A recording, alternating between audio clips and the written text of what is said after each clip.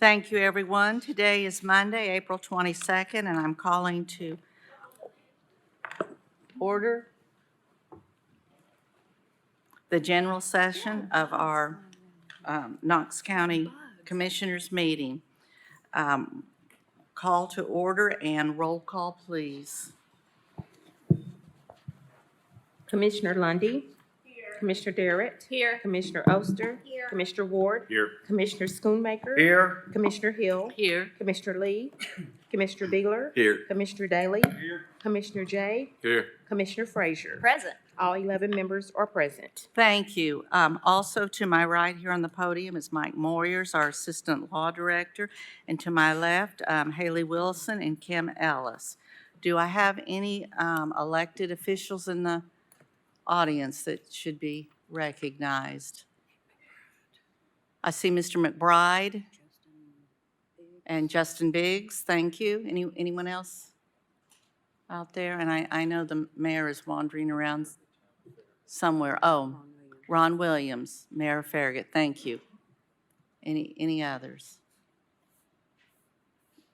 Seeing none, we'll move on to our devotional tonight by Rhonda Lee. You have the floor.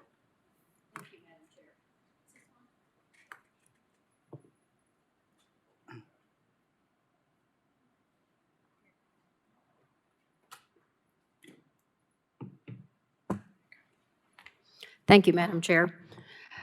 Before we get started with our devotional, I have to recognize my pastor, Reverend Billy McCool, and his wife. They're here.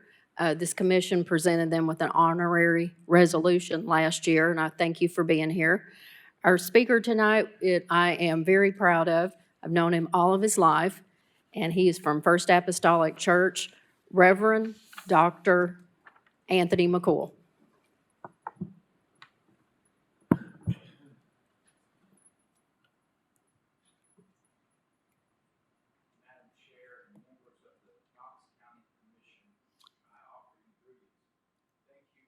Yeah, hold on, sir, excuse me. I don't think your mic is on. Is,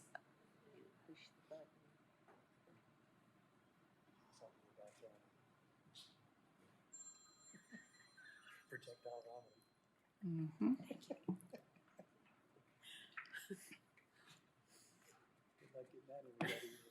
Yes, thank you. I appreciate that very much.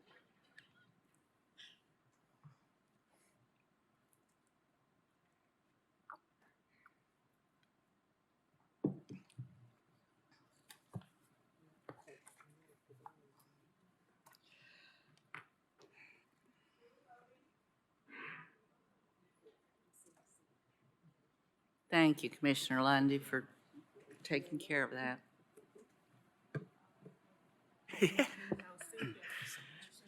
Testing. Thank you. Madam Chair and members of the Knox County Commission, I offer you greetings. Thank you for the opportunity to have this time of devotion with you, and special honor and thanks to the 7th District Commissioner, Rhonda Lee, for this invitation. I'm honored, as she mentioned, to serve with her at First Apostolic Church in Knoxville. A great poet once said that he had friends in low places.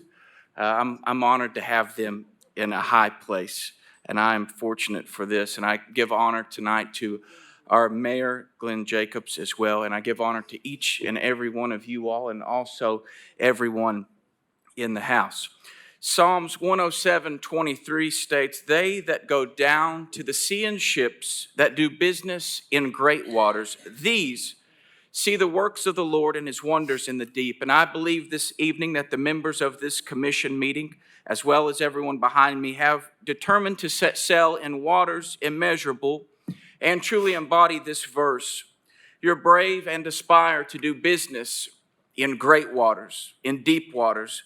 Your mindset is not one of waiting by the shore in ankle-deep water, hoping for the catch to come to you, not just wishful thinking for the betterment and sustainable future of Knox County, but you've made the commitment to get out into deep waters. You're not content with having to get out a microscope to see what you've caught, but you know the deeper the water, the bigger the catch and the greater the treasure. They that go down to the sea in ships, that do business in great water, these people These see the works of the Lord and his wonders in the deep, and you all have voluntarily committed your time to do whatever it takes to protect this county, which includes, but certainly is not limited to, the following: giving of your own time and giving of your own resources, at times undergoing public scrutiny, at times missing special occasions with your family and friends, at times fielding phone calls at all hours of the night from constituents. You've missed meals over the weight and stress that comes with setting sail in the deep. You've experienced sleepless nights over intense conversations and sleepless nights over prosecuting even your own decisions as you strive to make the best ones possible for the county. Storms on the sea are more severe than on land, and the waves may crash higher, but our verse says, they that go down to the sea in ships, these are the ones who see the works of the Lord and his wonders in the deep. I know today that Knox County has leaders who have determined to set sail in the deep, and because of this, Knox County will continue to see great wonders and will continue to flourish because of your vision. Sure, the storms of adversity will strike and the waves of heated debate will crash into the boat, but let this be proof that you all have set sail in the deep. In closing, I offer us this hope in our storms at sea. For the disciples also found themselves in a storm, and we do tonight as they did. They acknowledge and woke up Jesus in their boat, because we know when we wake up Jesus, he is the one who will bring peace. And I believe this peace that starts with you all will go beyond this meeting and will extend to every member of Knox County.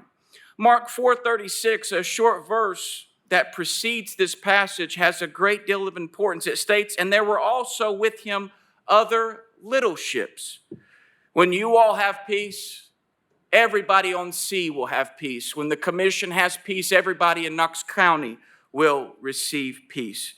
Before I pray, last night, as I read my 4-year-old daughter Eleanor her bedtime Bible story, her selection was Queen Esther, and I was once again reminded of her prophetic word that was called over her.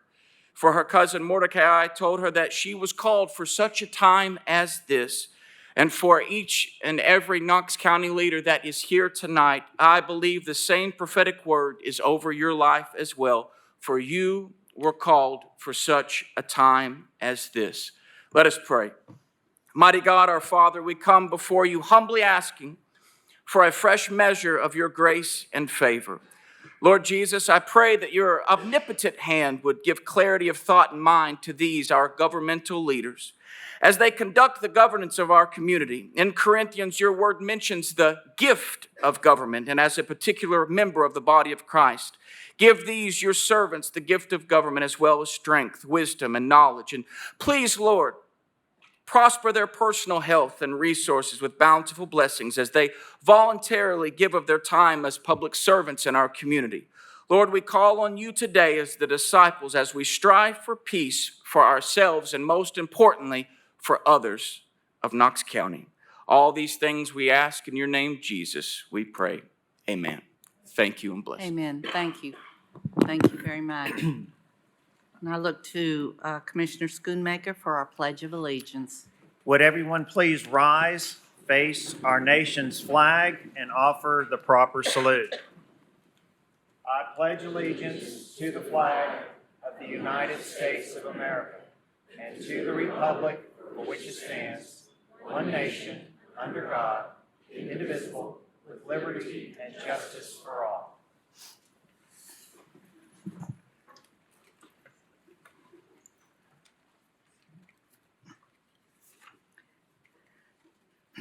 Thank you, Commissioners. Looking to our agenda and amendments to the agenda. If you would all please note, already added on your agenda are items 22, 28, 38, and 49. Deferred to May, also noted, 36, 47, and 48. We have no withdrawals. Non-consent tonight, 31, 33, 35, 37, 38, 39, and 40.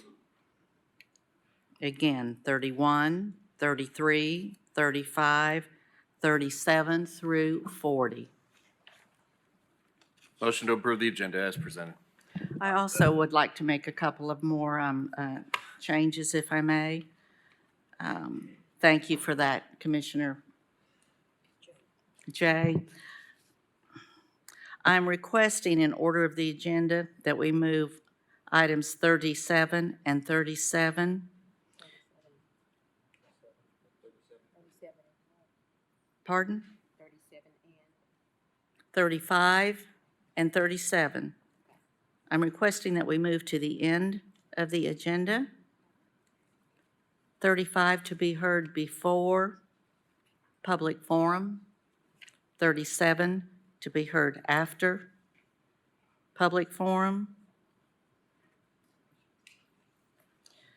And I'm also requesting that public forum related to item 35 will be held until we get to that specific item and heard before that item. Are there any questions about any of these amendments? Commissioner Schoonmaker. Thank you, Madam Chair. So we want to do number 37, which is the Emerald Project, after the comprehensive land use plan. No, sir. That's what she said. Okay, Is that what I'd said? yes, ma'am. No, the Emerald item will be before that. I promise you, we will not expect our good folks with this wonderful announcement to sit through that. So if I misspoke, that item will be second to the last, move to the end of the agenda, followed by.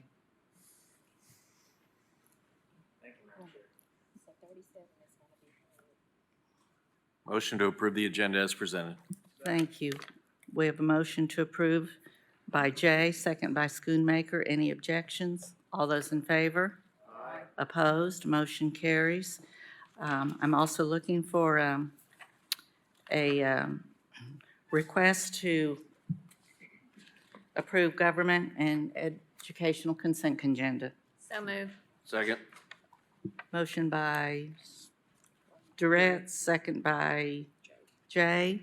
Any discussion? Seeing none, all those in favor? Aye. Opposed? Motion carries.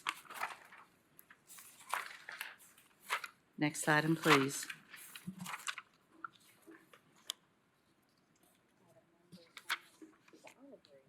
Correct. It's item number 31, Resolution R-24-4-101, memorializing George Bob Martin, longtime principal of Corrington Elementary School and beloved community leader.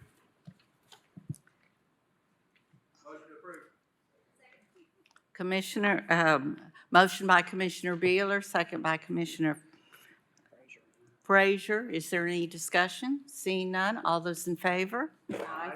Opposed? Motion carries. The floor is yours, Commissioner Beeler. Thank you, Madam Chair. I'd like to invite Mr. Martin's family, if they're here, to join us at the podium, and anybody else, guests that would like to.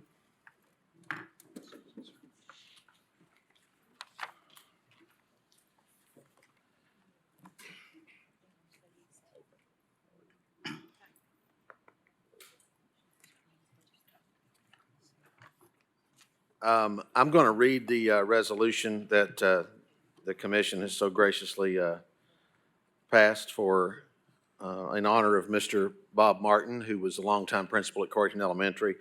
I'm going to refer to him as Mr. Martin, okay, in this. That's the only thing I ever really knew to refer to him as. I didn't go to Corrington Elementary, but Mr. Martin actually replaced my grandfather as the principal there. So I got to know him as Mr. Martin, and it's hard for me to ever call him anything else. I'd like to read this resolution, then Mayor Jacobs also has a proclamation that he would like to present to the family as well, if you will permit me. Whereas George Bob Martin passed away on March 21st, 2024, at the age of 84, and whereas Mr. Martin moved to Corrington in 1962 and quickly became a well-known and beloved member of the community, And whereas Mr. Martin graduated from the University of Tennessee with a master's degree in education, serving as his foundation for a long-time career in education. And whereas Mr. Martin was an extraordinary teacher, mentor, and principal at Coreyton Elementary School for more than 39 years, and had a positive influence on so many young lives over the course of his tenure. And whereas Mr. Martin's service was not limited to education, but extended into the heart of the community, where he was a member and advocate for Coreyton Community Center and chairperson of the Coreyton Food Pantry, and in this role, he procured and supervised the distribution of food to over 200 families on a biweekly basis. And whereas Mr. Martin was a faithful member of Rutherford Memorial United Methodist Church and proudly served his country in the Army National Guard, and whereas Mr. Martin exemplified a remarkable work-life balance with numerous interests and hobbies, including an avid baseball fan and baseball card and sports memorabilia collector, a lifelong Brooklyn and LA Dodgers fan, an avid gardener, an amateur photographer who took pictures of countless community events, and playing board and card games with family and friends. And whereas Mr. Martin was a devoted husband to Kathy for 61 years, loving father to Pam and Anita, and grandfather to 4 grandchildren and 4 great-grandchildren, all of whom will deeply miss him. And whereas the Knox County Commission wishes to honor the life of George Bob Martin, a compassionate and dedicated leader who made significant contributions to the betterment of the Coreyton community. Now therefore be it resolved by the Commission of Knox County as follows. The Commission of Knox County, Tennessee hereby memorializes George Bob Martin for his lifetime of leadership and service to Knox County and the Coreyton community, and expresses to his family their sincere condolences upon the occasion of his passing. Be it further resolved that this resolution is to take effect from and after its passage is provided by the Charter of Knox County, Tennessee, the public welfare requiring it. Mayor Jacobs.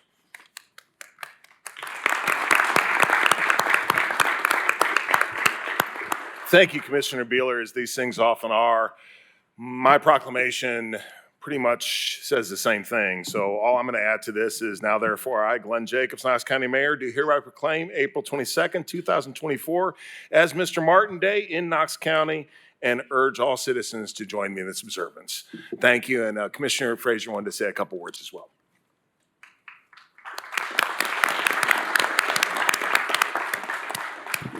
Thank you. I just wanted to quickly share a quick story about Mr. Martin. The first time that I met him several years ago, in the conversation, he realized my last name was significant to him, and he said, "Wait a minute, are you Dr. Bobby Frazier's daughter?" I said, "Well, I'm his daughter-in-law." And he kind of threw his head back and he laughed a little bit, and he said, "You know, we were just 2 country boys trying to educate folks, and we always gravitated to one another at principal and educator conferences." And after we laughed a little bit, he looked at me and he said, "You know, they always called me Bob and him Bobby, so they knew us apart. But we were always together." And he kind of paused for a minute and he said, "I sure do miss Bobby." And today I stand here and I want to repeat his words. We sure will miss Bob.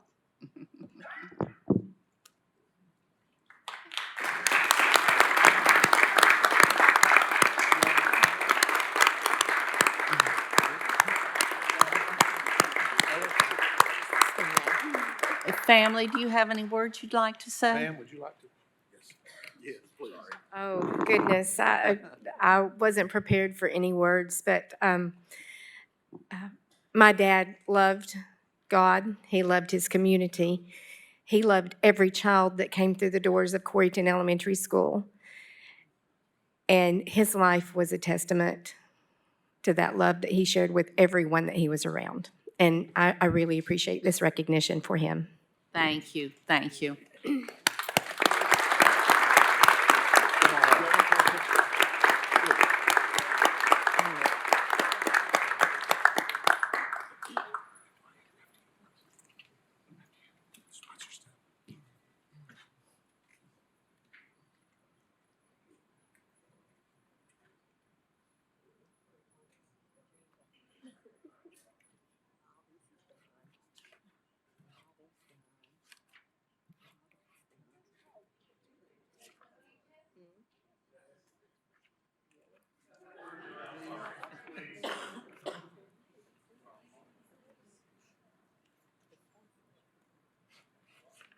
One more.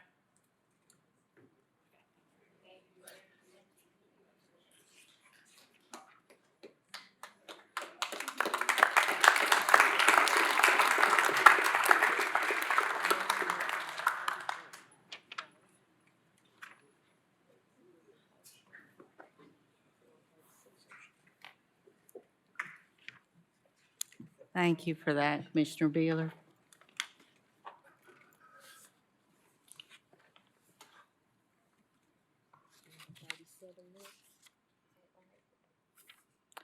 No, I believe we're on to 32. Well, we have 32. Well, that's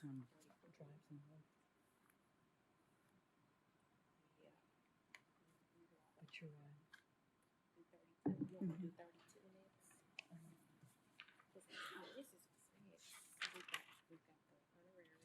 Mhm. Yes. No, no. Correct. The next item is number 37. It's Resolution R-24-4-902. It is delegating to the Industrial Development Board of the County of Knox the authority to negotiate, accept, and/or waive payments in lieu of taxes in connection with Project Emerald, and funding that such payments or the waiver thereof are deemed to be in furtherance of the public purposes of the board as defined in Tennessee Code annotated subsection 7-53-305. Motion to approve. Thank you. We have a motion on the floor by Commissioner Jay, a second by Schoonmaker. This does call for a roll call vote. Madam Clerk. Are they gonna do the presentation first? I'm confused. Oh, wait a minute. This was the one I had intended to move to the bottom. Yes, I apologize. I've gotten this out of order myself. Please come forward and let's do the presentations at this point. We're thrilled to have everyone.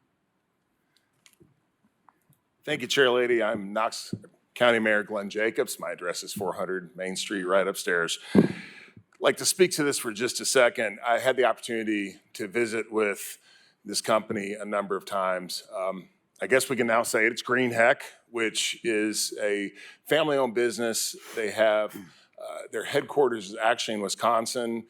As far as their corporate headquarters, that's where they started. Now they have a world headquarters in Tulsa, Oklahoma, and they have completely outgrown that, and they're looking for a second world headquarters.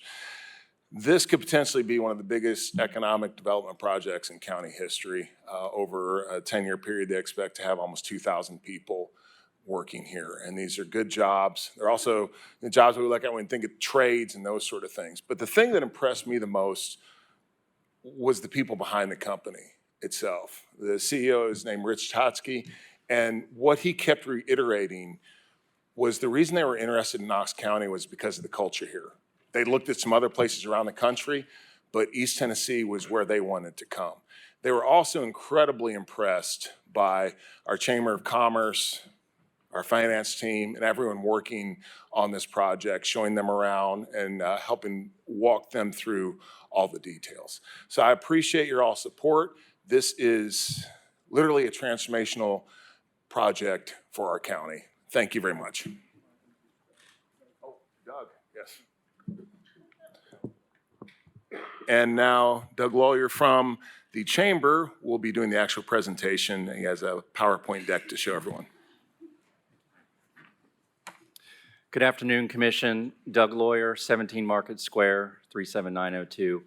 Really appreciate the opportunity, and Mayor, thank you for the kind introduction. The Mayor is right. I believe this is one of the largest job creation economic development projects we've seen in Knox County history. And as the Mayor mentioned, the company is Green Heck Group. They are a privately held company based here in America, up in Schofield, Wisconsin. They are looking to establish a fourth corporate campus. And if you can, the products that they produce is basically anything that moves air. So this building likely has some of their systems in it, anything commercial, commercial or institutional, air handling products, HVAC, dehumidifiers, blowers, dampers, kitchen exhaust systems, fume hoods. Privately held, they are looking at Knox County to establish their 4th campus. So as the mayor mentioned, they do have a corporate campus in Schofield, Wisconsin. They've got a campus in Kings Mountain, North Carolina. Their most recent is in Tulsa, Oklahoma. We had the opportunity to go out and tour that campus in Tulsa as part of this business attraction project process. And we're just blown away with the culture that the company has established, the quality of the construction, the quality of the development, and talking to the people that work there. Folks love working for this company. So really excited about it. You can see they've been named one of Ford's best mid-size employers 4 years in a row. So what do they want to do here in Knox County? If you go to the next slide, please. The initial phase is they are talking 440 new jobs at Midway Business Park. This company is interested in acquiring the entire business park. Those average jobs are just over $75,000 apiece. And there will be a $300 million capital investment in this project to start. The first phase will bring on 7 different buildings at Midway Business Park, 4 of those being separate manufacturing business units for different units within the company to manufacture products. And then there will be 3 kind of professional spaces. One of them will be some corporate office space. There will be an employee training center as well as a product testing and development facility on the campus as well. Next slide. So again, the initial phase of this project represents 440 new jobs to Knox County. That also brings an additional 520 indirect jobs to our community for a total impact of 960 jobs just on the first phase. So once those 440 jobs come online, we'll have about $30 million in new wages going throughout our economy here in Knox County. Next slide, please. So what we are talking about from an incentive standpoint is a payment in lieu of tax for a term of 10 years. And we have built in various mechanisms to protect the county's investment in this property. So should the company not hit those targets of the $300 million and 440 jobs, there will be clawbacks that are in place. There is also the option that should the county overperform what they said, that pilot term can extend from 10 years up to 15 years. We have calculated the payback period on this initial phase investment of 8.8 years using the modeling software that State of Tennessee Economic Development utilizes. And then finally, the property, we're recommending a discount on the property down to $30,000 an acre. The assessed value, or excuse me, the appraised value on that property is right at $60,000 an acre. So we feel like this is a really strong company, a strong package to put in front of this company. And I'm really looking forward to the time that you guys get to meet this company in person and welcome them officially to our community. This last slide is an example of what their campus looks like out in Tulsa, Oklahoma. They bought this property several years ago. It was 120 acres. They thought they would never fill it up. They filled up that 120 acres, which is what led to this site selection process for this campus here in Knox County. So, and we do have, if there are any questions on the legal and the actual resolution that we're here, I'm going to lean on my friend Mark Mamontoff to help us with that. But I'm happy to take any questions if you have any at this point. Thank you so much. Do we have any questions? Any comments at this point? Commissioner Jay? Thank you, Madam Chair. Mr. Lawyer, first off, congratulations on the recruitment process. I know it takes a long time to find the right partner.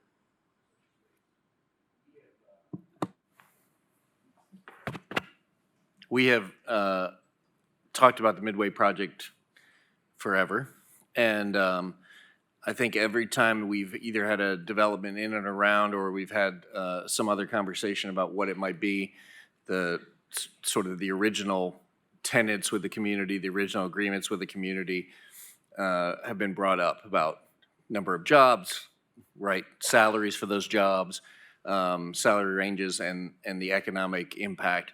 Do you feel that this project meets the spirit of all of those community agreements with an opportunity for then some beyond? I do.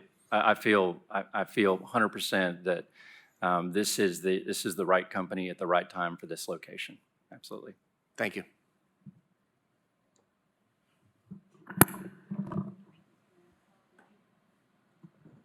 Mr. Mametout, did you have anything you wanted to add? I have a question for him. All right, thank you. I have a question for him. Commissioner Schoonmaker? Thank you. Mr. Mamatoff, come to the podium, sir. I knew it was a pilot that you would have a question. It's great to see you, Mark Mamontoff, 1215 Great Oaks Way. So, You know, we have a great finance team in Knox County, but you're the guru in the state of Tennessee on pilots. So my question is this a good deal for Knox County? appreciate the guru comment. That's going to be on my tombstone.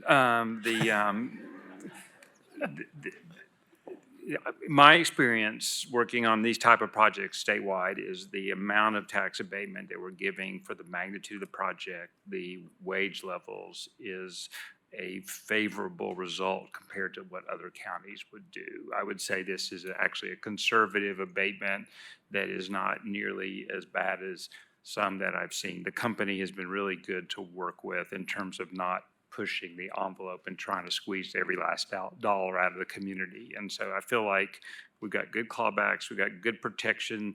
Doug mentioned the reduced land value. Our clawbacks apply to that too, so that in other words, that they don't only lose part of their tax rate, but we would be clawing back some of the reduced land value.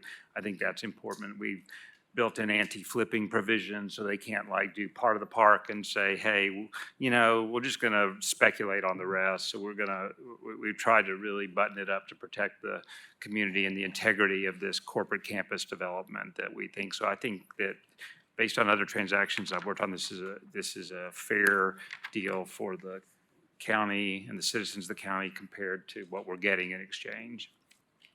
Okay. Thank you, sir. Sure. Thank you. Seeing no other, Commissioner Jay. Thank you, Madam Chair. Mr. Lawyer, could you please help us in the community better understand the timeline?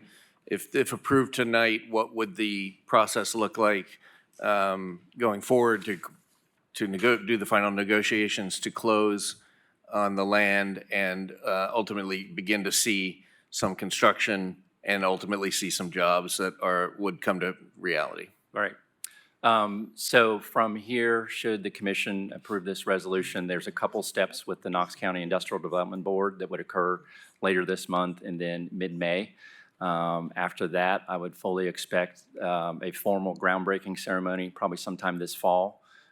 Date hasn't been dialed in yet, but I know the company they don't want to do a ceremonial groundbreaking. They want to break ground and get going. And then after that, 18 to 24 months, you could probably see the first couple buildings completed and hiring starting, back that up a few months before opening of those facilities. And where do you expect the workforce to be to support this operation? Where does that come from? Yeah, so one of the things in any project of this magnitude, we're always talking about a regional. This will definitely be a regional workforce. The company spent time and really dug into our talent pipeline. A huge shout out to the folks at Carter High School. Carter High School has a welding laboratory that was really attractive to this company, Pellissippi State, Tennessee College of Applied Technology as well. So I think, some of those kids that are sitting in Carter High School today as a freshman will have job opportunities as well as other high schools throughout the county and throughout the region. So it's definitely going to be a regional draw. Thank you. Any other questions or comments? All right. We'll begin roll call with District 1. Commissioner Lundy, Aye. Commissioner Darrett, Point of order. Point of order. Do we need a motion first? We have a motion and a second on the Oh, floor. okay. I didn't hear it. Sorry. Appreciate that. okay. Commissioner Oster, Aye. Commissioner Ward, Aye. Commissioner Schoonmaker, Aye. Commissioner Hill, Aye. Commissioner Lee, Aye. Commissioner Beeler, Aye. Commissioner Daly, Aye. Commissioner Jay, Aye.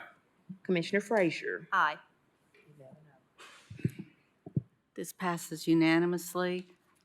This is a win for Knox County. We are so excited to have them here and the impact it will have on our community and development and our quality of life here, I think will be directly and greatly impacted. So thank you. Thank you, Chamber. Thank you, Mayor, for all the negotiations that you've done. Thank you, Mark, everyone that's been a part of this. It's very much appreciated. Next item, please. Yes.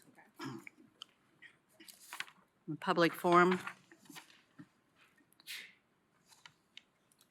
We have 3 speakers. The first one is Steve Emmers. Mr. Emmers, if you'll give your name, your county of residence, which commissioners I recognize is out of county, and you'll have 3 minutes to speak, sir. Steve Eimers, Loudoun County. I believe in the Imago Dei. Life has inherent transcendent value because mankind is created in the image of a holy and just God. We are endowed by our Creator with certain inalienable rights, and the chief right amongst that is the right to life. My daughter Hannah was 17 years old when she was fatally eviscerated by a guardrail spearing into her vehicle in a run-off-the-roadway crash. I'm Steve Eimers, and my goal now is to be the greatest thief in American history. I don't steal property.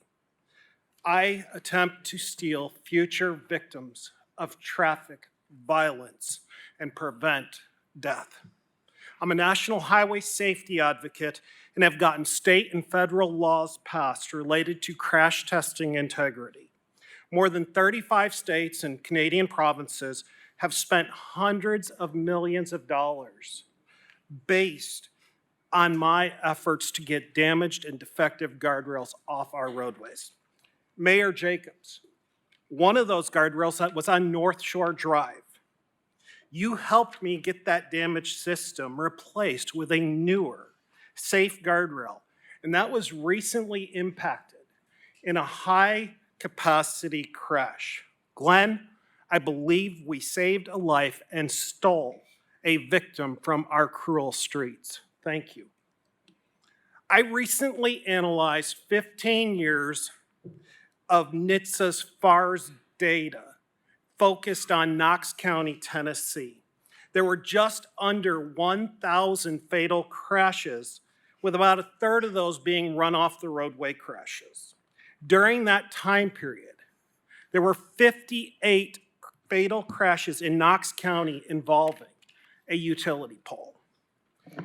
AT&T, Verizon, and other utility providers would have you believe that this is a small problem. They will likely blame texting or alcohol or the driver, but the clear facts are that an object that is not on the roadway cannot be impacted in a crash. They would have us believe that the victims had it coming. I don't care for drunk or distracted drivers either. And I believe they should be punished. But I also don't believe that they should be killed by an unnecessary utility pole by our friends at AT&T. I recently examined just one small section of roadway and found 11 old utility poles remaining on the roadway. I support Commissioner Jay's effort to remove unnecessary objects installed on our roadside in the clear zone. I have taken over 100 calls from somebody somewhere in the United States who lost their loved one to a victim of traffic violence. We saw it here in Knox County just recently. It can happen to you. Yes, sir, and you need to quickly wrap this up, please. Yes. I owe my fidelity to the future victims, and I am here tonight on their behalf to request that your support for this measure to remove dangerous, utility poles that are unnecessary on our roadside. Thank you, Thank you, Commissioner sir. Jay. Richard Morgan? If you'd say your name, please, and county of residence, and you have 3 minutes to speak, sir. My name's Richard Morgan. I live at 2217 Dawns Pass, 37919. I want to talk about the ambulance service. In October of 2012, I had a Widowmaker heart attack on Asheville Highway just above at the pilot station. And an ambulance was there in quickly. I died 4 times in that ambulance, and I was brought back to life by the services. When they got me to Fort Sanders Hospital, I died 4 more times in the cath lab. I'm lucky to be here. And they're doing a fine job. In March of 2023, last year, I was stopped by the VA clinic and I started having chest pains, and the ambulance got there. And they took me to Fort Sanders Hospital, and there was 8 more ambulances already there. And for 2 hours, all 9 ambulances were in there. And all those ambulances were sitting outside, just sitting there. They weren't being used because their ambulances and their personnel was inside because they could not release the patients to the hospital. They just couldn't drop them off. You got a problem with service? Look at the hospitals. Are they taking the patients when they get them there where those ambulances can get back? Thank you. Thank you, sir. Thank you very much. And our final speaker is Adam Thompson.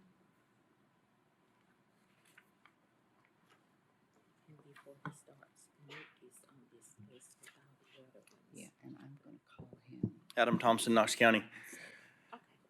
We probably got a long night ahead of us. But I know you all are wanting to get a vote on the comprehensive plan tonight. Y'all have done a lot of work. Staff's done a lot of work. If there's a lot of folks in this room who know my grandmother, and everyone knows she's a phenomenal cook.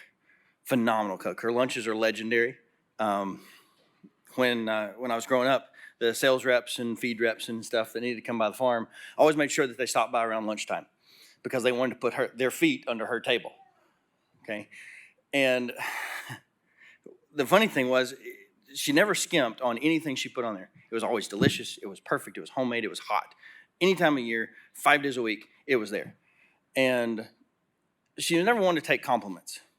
And so I would always be sure to pay her one. And I would say, oh, it's delicious. Oh my gosh, I ate too much, whatever it was. She'd always tell me, you'll eat anything if you're hungry. You'll eat anything if you're starving. And it didn't really hit home to me until a couple days ago.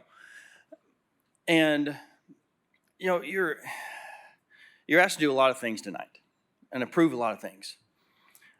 And our housing inventory is low in Knox County. And there are a lot of folks starving to move here. They're not moving, they're moving from a home somewhere else to here. And there was one line, and with Mayor Jacobs' letter to you all on Thursday, I didn't necessarily agree with everything, but I understood where he was coming from and his point of view. But there was one line that really stuck out to me and said that the market should determine how we proceed with requiring things from developers moving into for residents moving into the area. If we're not requiring them, they're not going to do it. The demand is too high for these houses for them to take the initiative on their own to put in a park, to put in an area to walk the dog, a sidewalk, some sort of amenity for the residents that are moving in here. You take 100 acres and put 2 dwelling units per acre. They're not going to take out 2 acres to put in a park. Doesn't make sense. They're giving up 4 houses and 25% profit margin on a $400,000 home. That's a $400,000 of profit that they're not going to give up to put in a park. 4 units per acre, that's $800,000 of profit they're not going to take out of their own pockets just to put in a park out of the goodness of their hearts. but it matters to the residents that are going to move in here. My grandmother didn't skimp on the quality of food that she put on the table to feed her family and her friends. These are our families and friends that we're feeding a home to. This is where they're going to live. People move here, they become family. Okay? We're counting on you to not skimp on the quality of our lives moving forward. This is important. Thank you very much. Thank you.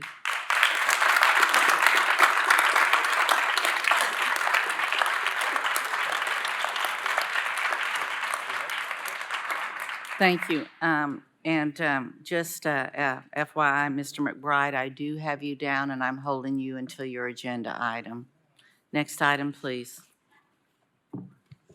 Approval of minutes of the previous meeting. Second.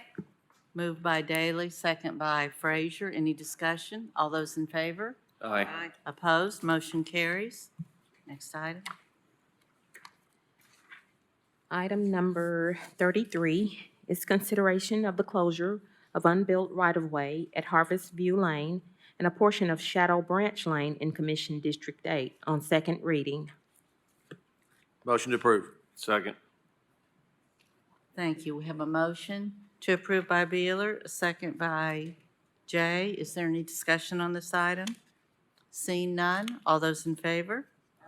Opposed? Motion carries.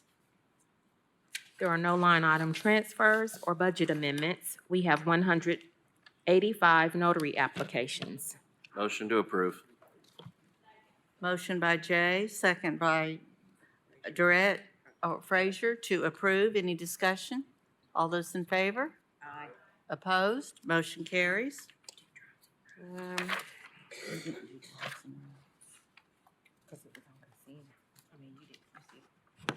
We do need to do those, don't we do those every year? Well, they approve them. We can, if you want me to. No, but you didn't include it. All right. 30 wasn't on non-consent. All right, go ahead. You want me to do it anyway? No, whatever you want. Go ahead. It's okay. All right. Okay, so the next item, Ms. Hopper. Okay. No problem. I just want to follow your lead. The next item is Spread of record. spread of record, the order of the Knox County Mayor reappointing Kenneth Richard Maples to the Board of Commissioners of the First Utility District. Thank you. Next item, please. Item number 38. It is Resolution R-24-4-905, approving a contract with U.S. Imaging Incorporated in the amount of $846,090.05 for document management, file conversion, and scanning services. Thank you. Mr. McBride, you're recognized. Good evening, Commissioners. I don't think everyone is here to listen to the Register of Deeds imaging project, so I'll be very brief. 2.5 years ago, we entered into a contract with U.S. Imaging to image all of the warranty deeds from the beginning of Knox County's existence into the late 1700s, the North Carolina land grants to 1962, along with the indexes through 1968.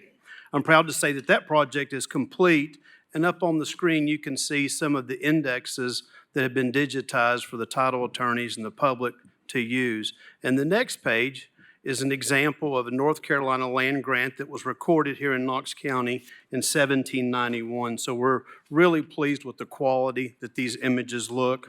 And now is the time to digitize the rest of all the books that are in the registrar's office, and I'm proud to present that U.S. Imaging will be able to complete this project for us. We are able to get pricing from a project that was bid out 2 years ago in Hamilton County. Our documents lived for many years. Once a document was recorded, there would be marginal notations written in those documents, and so they lived up until June the 1st of 1999, when Knox County was one of the first counties in the country to go digital, whereas we quit printing books. Once this project is complete, we will create new microfilm of our records to replace the current film that's in storage, and it'll make it much easier to rebuild the office in the event of a disaster. This project will lay the foundation for us to move all of the records that the Register of Deeds Office has in the North Central Building, which is also referred to as the Sears Building. The more historical documents would go to archives, and the other documents would be housed here in the city-county building, and that would help free up that piece of property in the event Commission in Knox County ever decide to sell that piece of property. So I would ask for your approval tonight, and thank you so much. Thank Motion to you. approve. Second. We have a motion on the floor by Commissioner Schoonmaker, second by Beeler. Thank you. Any discussion on that item? Thank you, Commissioner Jay. Seeing none? Thank you, Jay. All those in favor? Aye. Opposed? Motion carries. Thank you, Commissioners. Thank you. We will revisit roads and drives, please. That's number 32. Consideration of the acceptance of new county roads. A is in Botsford Drive in Kensington, District 4. B is Cabernet Lane. C, Rhapsody Lane. They're both located in Fountain Point Subdivision, District 7. D is John David Lane. E is Connor Isaac Lane. They're located in Whirly Wind Subdivision, Unit 2, District 8. F is David Everett Lane in Cantrell Heights Subdivision, Unit 1, District 8. G is McKinnon Ridge Lane. H, Locust Grove Lane. They're in McKinnon Ridge, District 8. I is also in McKinnon Ridge. It's Martha Oak Lane. And J is Cattail Lane, located in Stonewood Creek, Phase 3, District 8. Thank you. Motion to approve. Do I have a motion on the floor? Motion to approve. Second. Motion by Ward, second by Durrett. Any discussion? All those in favor? Aye. Opposed? Motion carries. Thank you. Next item.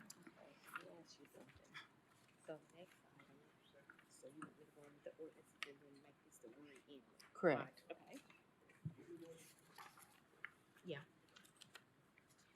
The next item is number 39. It's ordinance O-24-4-101, amending the Knox County Code, Chapter 2, Article 10, Division 3, General Provisions by adding a new Section 2-839 regarding the Knox County Fleet Safety Program.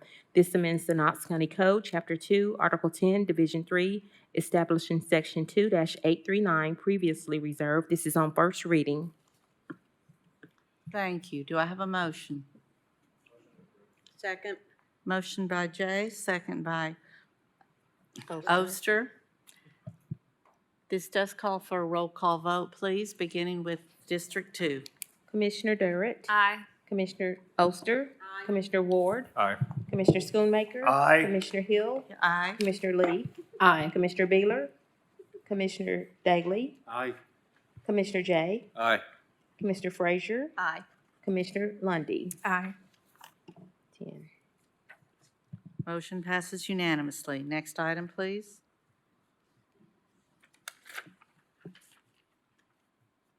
The next item is number 40, ordinance O-24-4-102.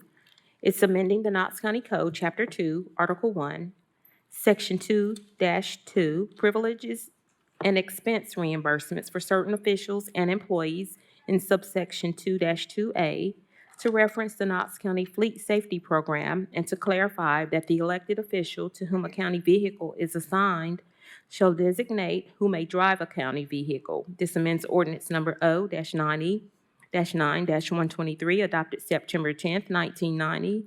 Ordinance O-02-8-104, adopted September 23rd, 2002. And ordinance O-07-6-103, adopted July 23rd, 2007. This is on first reading. Thank you. We have a motion on the floor by Schoonmaker, second by Daly. This also calls for a roll call vote, I believe, beginning with Commissioner Oster. Aye. Commissioner Ward. Aye. Commissioner Schoonmaker. Aye. Commissioner Hill. Aye. Commissioner Lee. Commissioner Beeler. Commissioner Daly. Aye. Commissioner Jay. Aye. Commissioner Frazier. Aye. Commissioner Lundy. Commissioner Darrett. Aye. 10 members. Thank you. All right, we have no ordinances on second reading. We have covered public forum. Next item, please.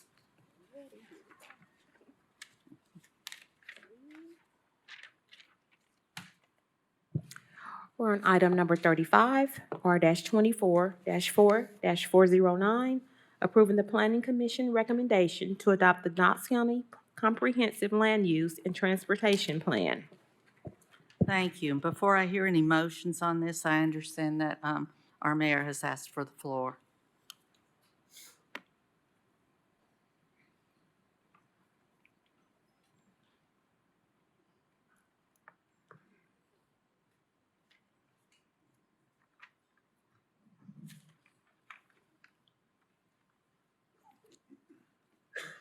Thank you again, Chair Lady. I think this is the most time I've spent at this podium since I've been mayor, actually, during one of these meetings.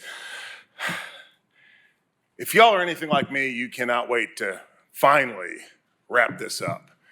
This has been 2 years of planning and talking, working with different groups, getting input from stakeholders, from you all, from the public. There's been a lot of compromise. A lot of things have gone into this.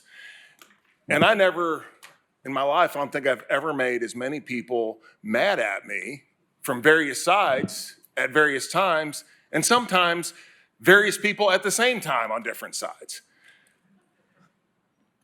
But 2 things. First of all, none of us got into public office as a popularity contest. We got into this to do what we think is right. And I have great respect for this commission because I think you all do that. So whichever way this goes, I know that you'll vote according to what you think is right. And the other thing I'd like to remind everybody is this actually is not wrapping anything up. This is really a beginning spot. There's going to be more work to do. And as has been mentioned in the past with this plan, as we're moving forward and we see things that need to change, we can do that. I think that this gives us a good place to start, and that's what it is. So tonight, I please ask for your support on this plan. Thank you. Thank you.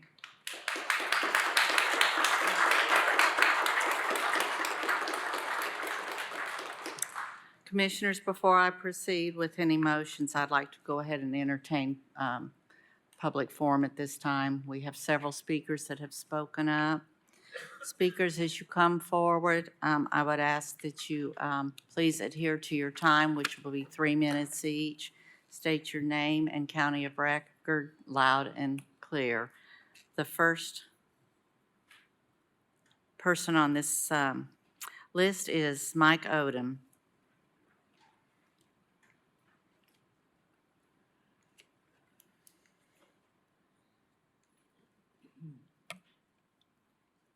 Welcome, Mr. Odom. Thank you, Madam Chair. Good evening, Commissioners. Appreciate the time. My name is Mike Odom. I'm with the Knoxville Chamber, 17 Market Square, number 201-37902. Thank you for this opportunity, and thank you for the work you've put in this process over the last 2 years.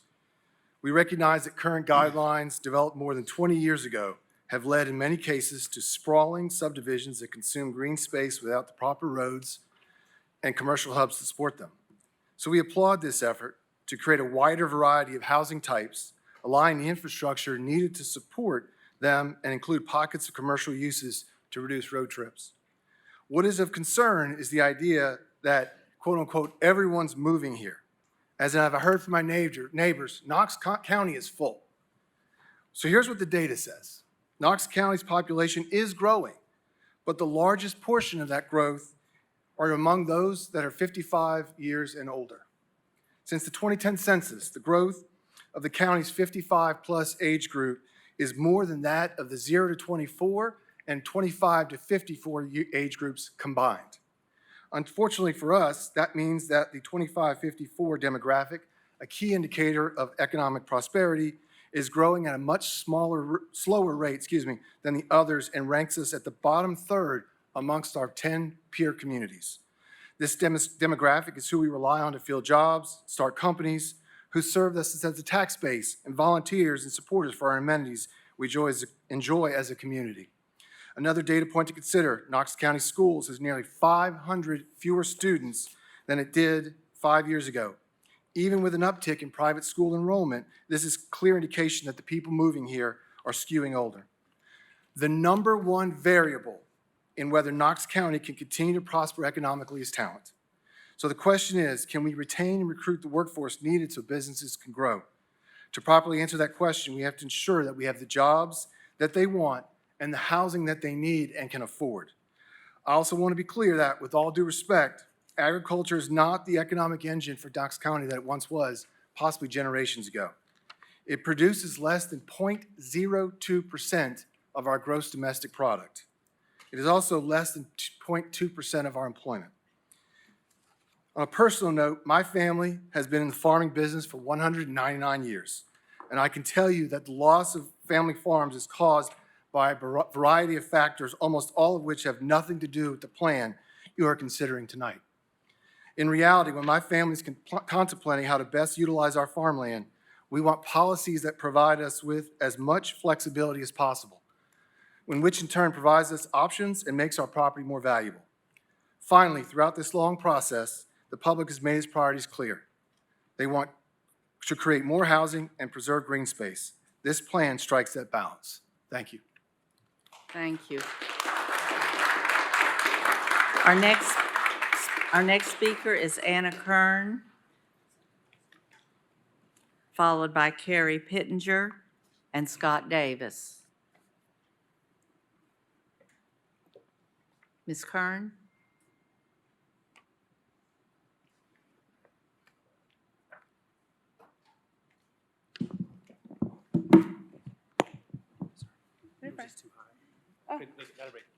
Okay, thank you. Hi, thank you, Mayor and Commissioners. My name is Anna Kern. I'm a Knox County resident, 211 Kern Place. On this Earth Day, wouldn't it be appropriate for y'all to approve a plan that both honors this land while also planning smartly for sustainable growth? I'm proud to be a descendant of community members that valued public green space through the donation of both Imes Nature Center and House Mountain. Did you know Tennessee has lost 1.5 million acres of farmland to development?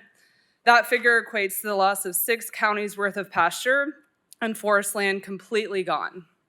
By 2027, the amount of land loss is expected to rise to 2 million acres in Tennessee. I urge you to ask yourself, where will we get our food? How will we feed our children? I'm one of the many young people in this community that values this farmland. I recently went to an entrepreneurship event at KEC in Market Square, where the icebreaker was, what do you love most about Knoxville? Every single person in that room talked about the access to open space, but mountain biking, hiking, and the open space that folks really, really enjoy here.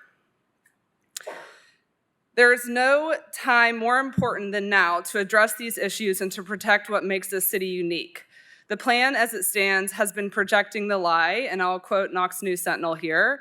If the plan is approved, Knox County will see more town centers, fewer homes on rural plots, and fewer traffic jams, and protect valuable farmland and green spaces. This is simply not true. It is the amendments that are what are going to be protecting these issues and these spaces. The amendments that Mayor Jacobs has said he will veto if approved. It is up to each of you to vote on the right side of history, to accept this plan with amendments that support land and also sustainable growth while preserving and protecting this incredible space that surrounds this community. I strongly urge you to leave behind a legacy that protects our special resources, precious open spaces, and the important agriculture instead of feeding into the pressure of developers that will lead to sprawl, more traffic, and strip away what makes Knoxville so special. Thank you so much.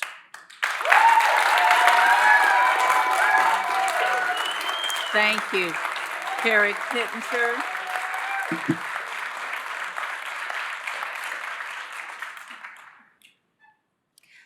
Can I go? Please. Okay. My name is Carrie Nicely Pittenger. I live in Knox County at 5912 Holston Hills Road. I've spoken in a number of these meetings, and many of you on this committee have been to our farm, Strong Stock Farm, for the Legacy Park Luncheon or other events in which we open our farm to the community. I'm the 8th generation to be blessed to farm and steward this land, and my son is the 9th.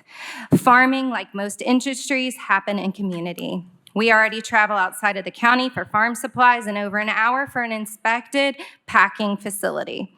My direct and extended family farm almost 2,000 acres either in or adjoining the proposed growth map. That's numerous families. Some may see this as the voices of the few. But voters of District 8, who are largely affected by this plan, have made it clear that this growth plan and the protection of our rural character are a top priority. They've done so across party lines, with Adam Thompson representing the Republican Party and Charles Chandler, the Democratic, both calling this growth plan and the preservation of rural character a forefront issue of both of their campaigns.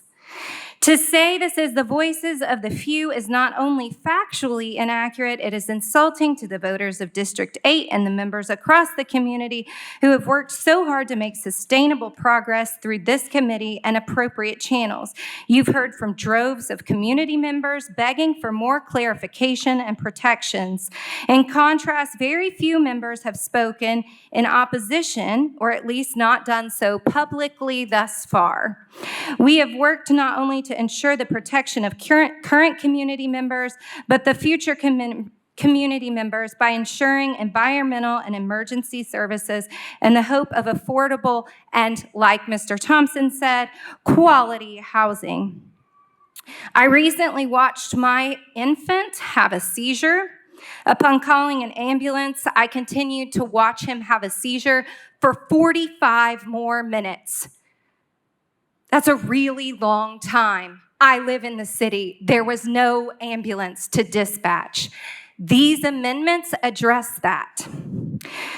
We know that cost savings for builders do not trickle down to buyers as our costs of living have skyrocketed. We have heard time and time again of developers and developments that were built without consideration for environmental protections, leaving the surrounding community flooded with every rain. These are all issues that the amendments are trying to protect. The amendments that Mayor Jacobs, while he did not say it in this meeting, he released a letter to each of you and to the public saying he would veto if it were approved. What an insult to the time and energy of those around us. I ask you to please vote for the community members here and in the future. Thank you.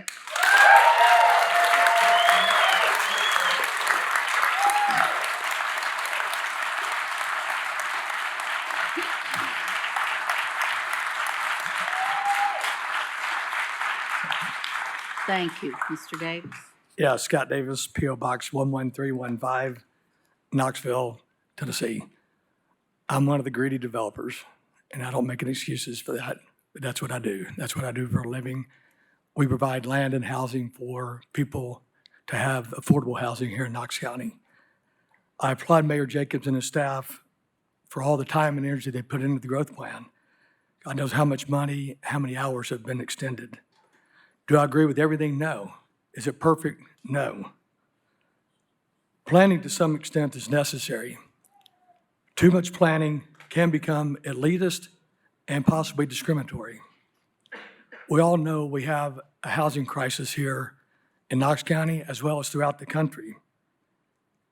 Yet planners and elite activists continually make it more and more expensive and more difficult to provide affordable workforce housing. Historically, planning advocates have supported groups of lower socioeconomic status. What we are seeing today, advocacy planning is being used to push out those of lower socioeconomic status, and only the wealthy elite can afford a home. The less fortunate can rent an apartment or move elsewhere. The elitists and the advocates desire to tell you what you can do with your property. They make decisions that affect the value of your property, use planning to tell you where you can and cannot live, and use imaginary lines that determine the property's use or density. Density is directly related and proportional to cost and affordability, and density is proportional to acreage necessary to produce the same number of houses. The higher the density, the less acreage necessary. This is a quote from Al Bartolat, I'm not sure if I pronounce it correctly, but the Urban Planning in the U.S. Quote, "The landmark 1926 Supreme Court decision, Euclid versus Amber, which led to the proliferation efforts to establish local zoning codes across the country, set the precedent for allowing communities to use exclusionary land development, provisions to deny certain people access to housing. These provisions included minimum lot sizes and floor area requirements, which drove up the cost of housing and an exclusion of multifamily housing. Exclusionary zoning standards as these are still predominant today, and a main reason why the vast majority of neighborhoods in the country remain racially segregated," end of quote. During more than 2 years of this planning process and meetings, we are here today to decide whether or not this plan is going to be accepted, and amendments have been added at the last minute without a lot of input. The planners are excited about 4,000 people participating in this process. Knox County has 500,000 residents. That means 0.8% of people had input into this. I respectfully request you all to approve the mayor's plan as presented with only clerical amendments. Thank you. Thank you. Mr. Saltzman, following by Hanson Sale, followed by Kevin Murphy. If you all could kind of move forward as I call you. Mr. Saltzman, please.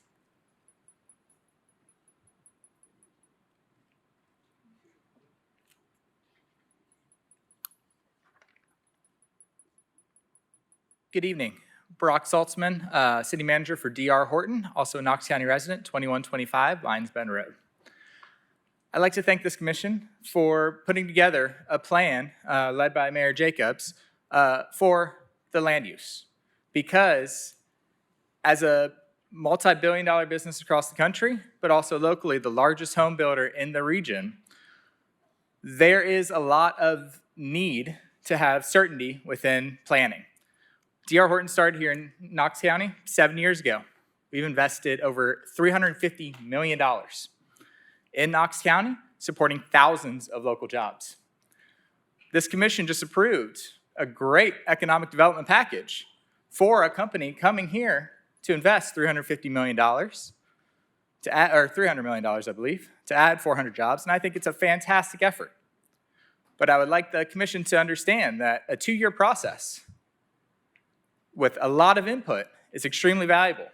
And to change it at the last minute with uncertainty for business who's trying to invest billions of dollars into helping support the housing market and to cut the shortage of 20,000 housing units in Knox County down, the last minute changes truly create an issue for business in order for us to make stuff work in Knox County. I was raised by a single mother. Affordable housing is one of the main things I focus on. That's why, if you look at the over 1,700 homes closed in Knox County by D.R. Horton over the past 7 years, the average sales price is under $300,000. Our goal is to bring affordable, quality, safe housing to help overcome the homeless growth that is happening in Knox County and the city of Knoxville. We ask for your support to approve the plan with no amendments other than clerical in order for business to be able to invest in this marketplace and help provide housing for people who need it. Because there's no door to close in East Tennessee. People are coming no matter what. In fact, it's likely only going to accelerate. We need to work together instead of being adversaries to find great solutions in order to solve these problems. Last-minute amendments do not solve those problems. We need to be working together over a long-term period, like Advance Knox has had of 2 years of public input, instead of last-minute changes. Thank you so much for the time. Appreciate it. Thank you.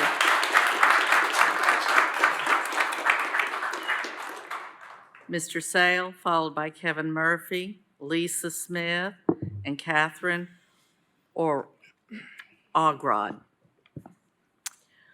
Hanson Sale, Knox County. I'm here on behalf of East Tennessee Realtors to speak in support of the proposed comprehensive plan as currently written. First, I want to highlight some data regarding the current housing crisis. As you all know, housing costs have significantly outpaced incomes over the past 5 years and has created an affordability crisis, the worst we've seen since the 1980s. Last year, a family in Knox County needed an annual income of $94,000 to afford the median-priced home, far more than what the new company will be providing, compared to a median household income of just over $70,000. As a result, roughly 2 in 3 residents cannot afford to purchase a home. This is a crisis that touches the lives of our friends, our neighbors, and many of our city's most essential workers, those who keep our community safe, who teach our children, and who respond to our medical emergencies. While we can make the entirety of the rural areas undevelopable, only we can live with the facts that the starting salary for a sheriff's deputy is enough to afford just 2% of the homes listed for sale in Knox County today. So I submit to you, what happens when our police officers cannot afford to live in the community in which they serve? The starting salary for a teacher is enough to afford, again, 2% of homes on the market on any given day. So what happens when there are not enough teachers to teach our children? The median salary for a registered nurse, 5% of homes on the market in any given day. And I think we all know what it looks like when there's not enough nurses to staff an ER. These are the people who are hurt the most when we fail to plan for growth and continue to rely on plans that are over 20 years old. It's important to note this plan is a healthy compromise that will promote responsible growth and bring our planning process into the modern era. It will preserve our county's rural landscape and natural beauty by reducing density across the rural areas, and it will also address housing needs by expanding development potential in areas identified through a process that included 8 different utility districts, Knox County schools, and many others. And remember, the draft plan has been in the public eye since October of 2023, and there have been dozens of changes and concessions since. But importantly, these changes and those changes were proposed far in advance of a vote on the plan and provided the county and planning staff as well as the public with an adequate amount of time to review those comments and provide input. The time for substantial amendments has passed, and we ask that you move this plan forward as written. While it's not perfect and will not satisfy everyone, that's the nature of compromise and making decisions in the public realm. This plan is a significant and much needed step forward. In fact, one of the largest step forward in our county in over 20 years. So we ask that you please vote to approve the plan as written as one of the many land use reforms that we need to ensure safe and affordable housing for all of the people in Knox County. Thank you. Thank you.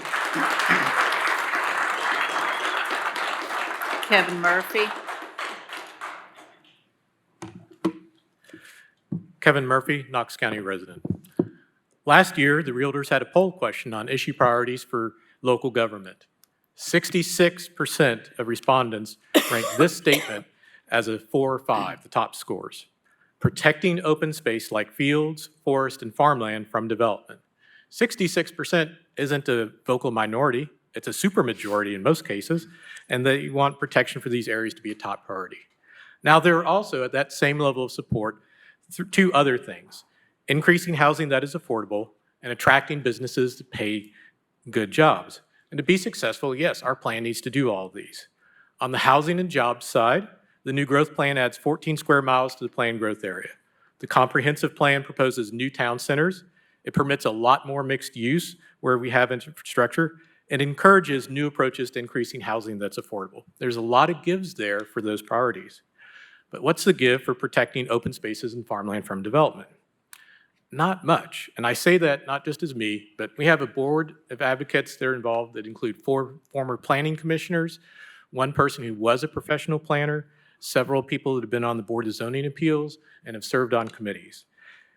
Sure, this plan reduces the maximum density in the rural area from 3 units to 2 units per acre.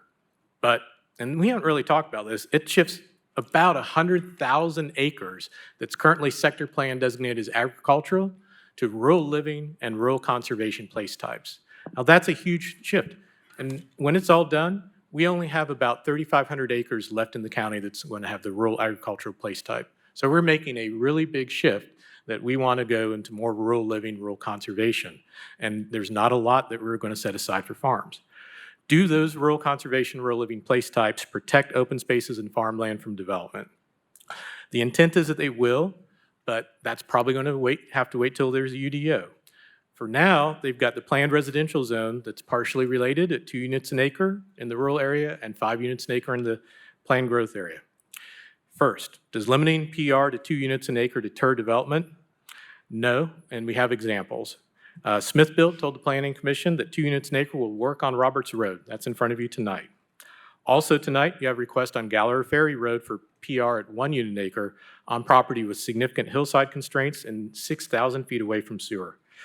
So 2 units, that doesn't deter development. Secondly, is that still rural? I've handed out pictures of subdivisions at Carter Mill and Honey Oaks, which were both rezoned to 2 units an acre. And I showed that photo to people and asked them if that's rural, and the answer is always no. We're not asking you to kill this plan. We have been here trying to help.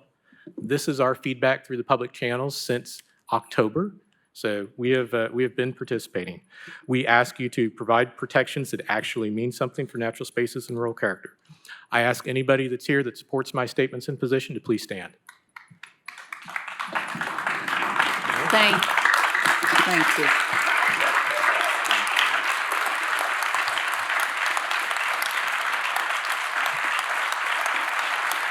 Lisa Smith.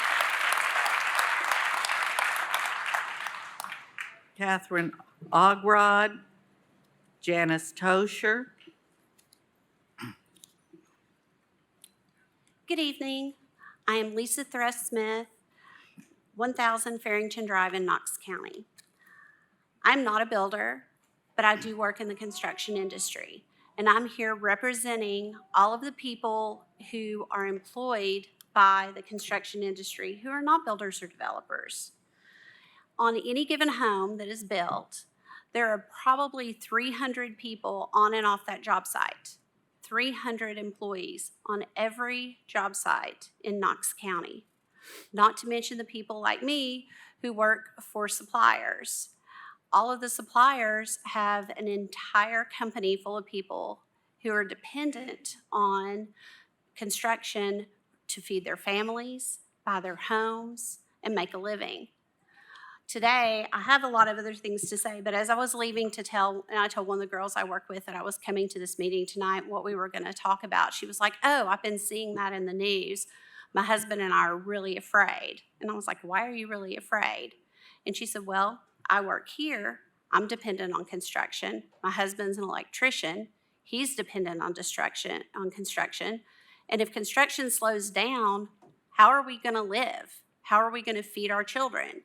And I said, don't worry, we're going to try to fix this. It's going to be fine. You're going to have a job. We're not going to quit building houses. We're just going to have to do it a different way. I really feel that the amendments tonight have not been able to have the constituents of all of Knox County look at them and decide whether or not they're good for all of us. Everything else has been done over the last 2 years. We've been able to have input, we've been able to talk about it and look at it. And it's not really fair to the citizens of Knox County to last minute put things in front of here to be voted up or down when we haven't had a chance to investigate and see if it's right for us. So I'm here tonight to ask you to vote for the plan as noted with only clerical errors without any amendments. Thank you. Thank you. Ogrod, Tosher, and Devon Voice.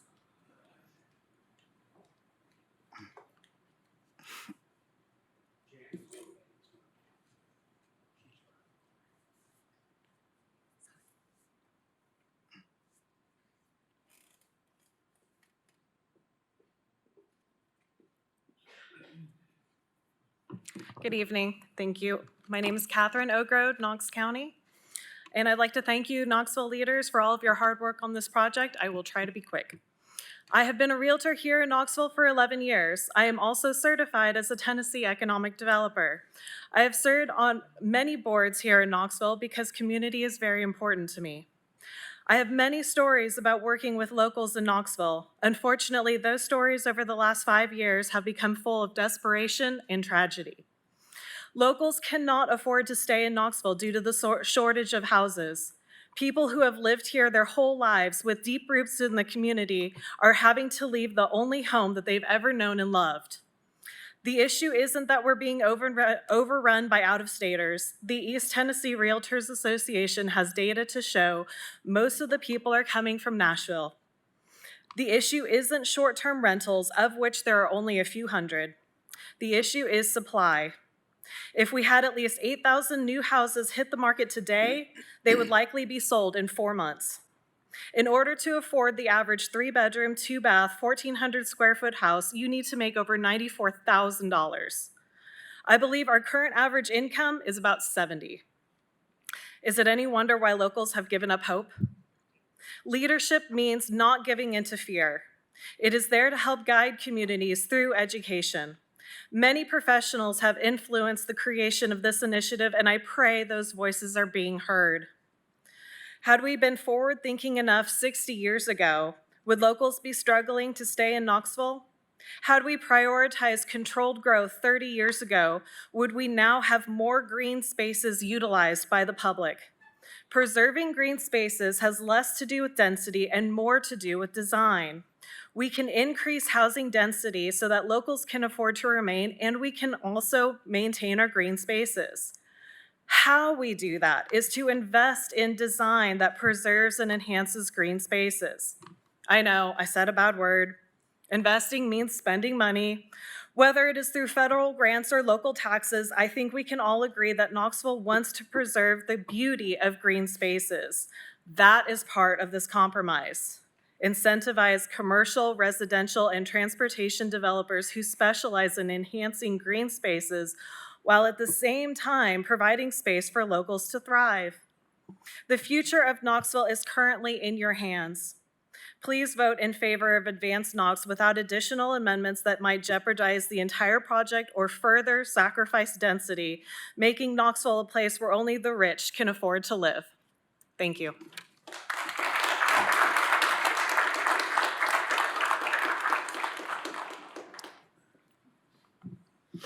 Janice? Hi, I'm Janice Toker. I am Knox County resident. I'm also active in the community, serving as co-chair for the South Knoxville Neighborhood and Business Coalition, president of our neighborhood association, and a founding member of the South Knoxville Alliance. I'm also president of Knoxville Soup. And then I also served 8 years on planning, the last 2 as chair.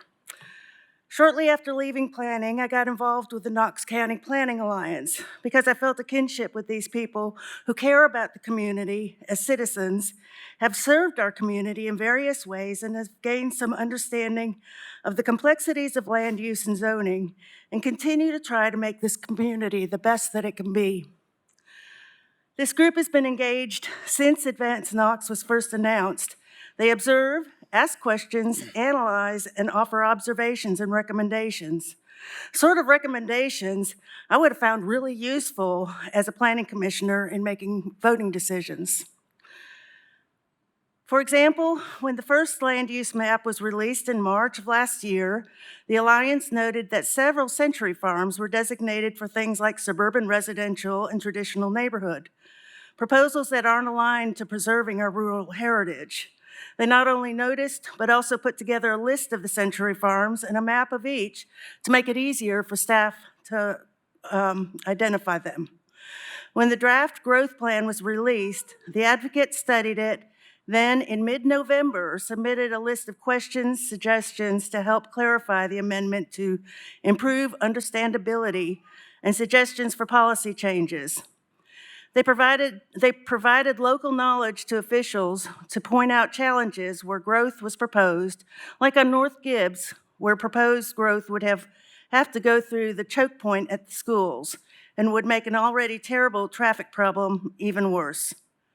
Once the growth plan was approved by the coordinating committee on January 10th, a group of advocates pulled together, dug into the comprehensive plan, endured Snowmageddon, and on January 31st sent staff 28 pages of observations and suggestions. This included hundreds of pages of supporting documentation, like examples of plans from Nashville, Hamilton County, and other jurisdictions. All that was also added to the Planning Commission's case file, so it's on public record, and the Planning Commission could have discussed any of those points in March.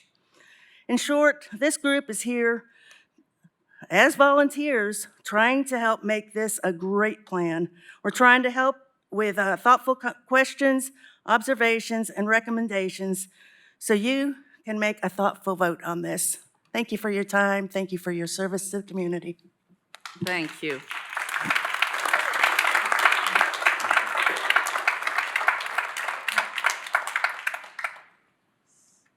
Is Charles Debevoise here? No. Thank you. Virginia Babb? Mr. Levinson? Becky Snyder?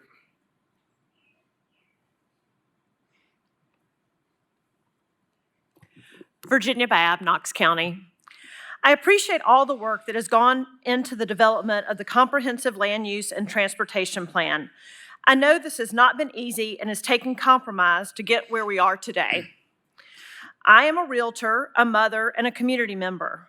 Personally, I have 3 young adult children that would have a hard time buying a home in Knoxville. So this is not necessarily just about getting outsiders coming in. This is about my children being able to buy a home here. As a former school board member, I realize that the majority of people that show up to speak are showing up because they're not happy about what they're voting on. About what you're voting on.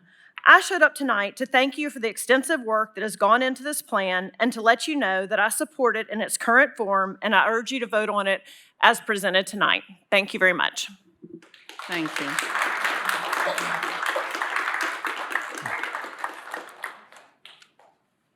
Good evening. I'm Ryan Levinson. I'm the past president of the East Tennessee Realtors. First off, I would like to say that East Tennessee Realtors takes a stance that we like to pass this as written for a couple reasons. First off, we'd like to honor the public process. The final version of this plan was a culmination of 2 years of extensive public input, technical guidance from subject matter experts, including 8 different utility districts, TVA, Knox County Schools, and making last-minute changes, I feel, undermines the public process. Secondly, I would urge you to not remove the PR zoning in the rural place type. Reducing allowable density from 3 to 2 units an acre was a pretty big compromise. I would say removing the PR density from rural living also substantially changes and will further reduce the density. Let's not be scared of a little density. Density will keep the sprawl from happening, and we all want a better Knoxville. So for that, on behalf of East Tennessee Realtors, we'd like to approve as written. Thank you. Thank you. Becky Snyder, followed by Megan Howard, Lonnie Harris. Hi, I'm Becky Snyder, 4102 Holston Hills Road, Knox County. I am here as president of the Home Builders Association of Greater Knoxville. I'm going to echo a lot of the comments here tonight, but first, as president of Home Builders, we do ask that we pass Advance Knox without any of the amendments tonight. The plan has been built on compromise, and I do believe, hearing a lot of people speak in this room, that everyone in here would agree that we all do want and need housing to be affordable for all people, and that everyone does deserve home ownership.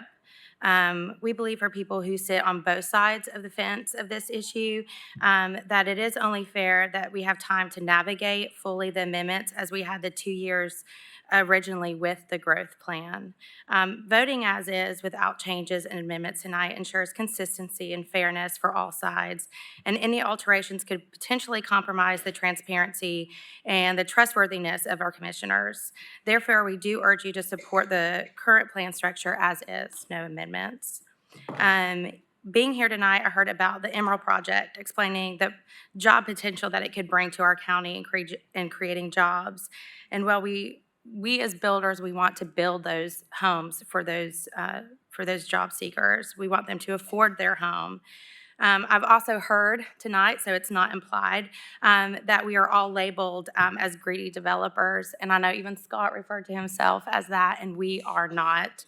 While I'm up here, I'm going to take the time to let everyone know that we actually fight as an association daily at the state and national level to keep housing affordable. Right now, 28% of costs of a home is government regulations, may it be permit fees, impact fees, code changes, et cetera. And we are currently in session fighting to keep fees, impact fees from being open-ended, which would really hurt our housing industry. So again, we just vote that this passes as is. Thank you. Thank you.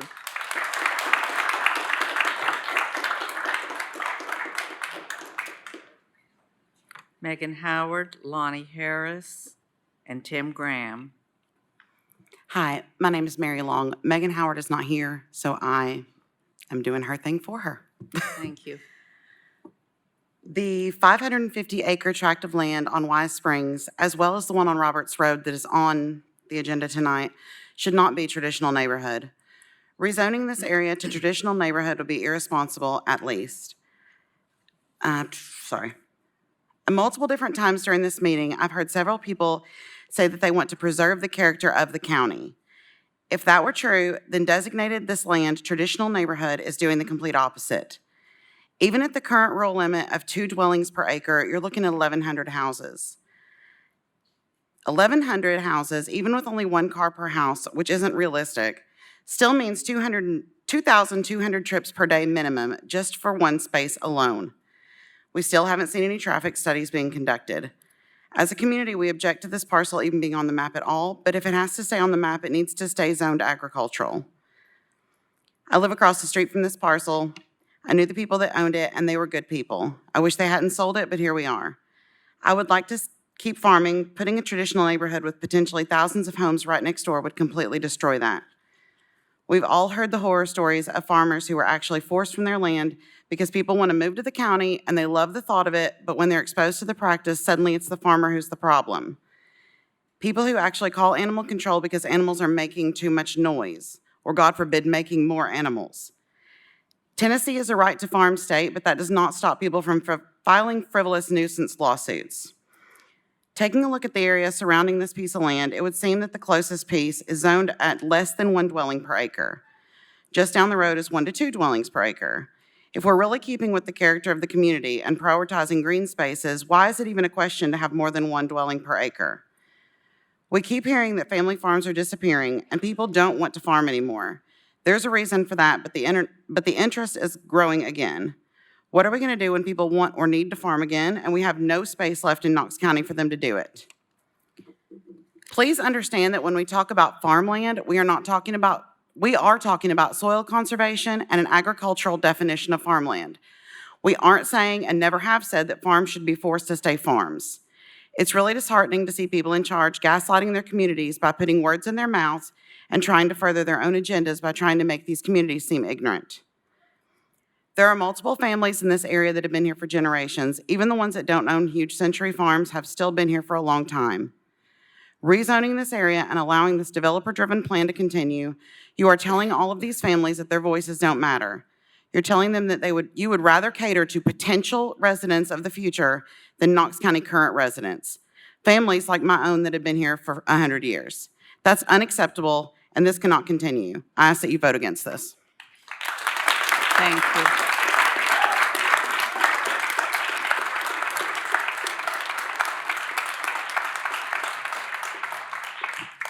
Good evening. My name is Lonnie Harris. I'm a former horticulturist. I've retired now.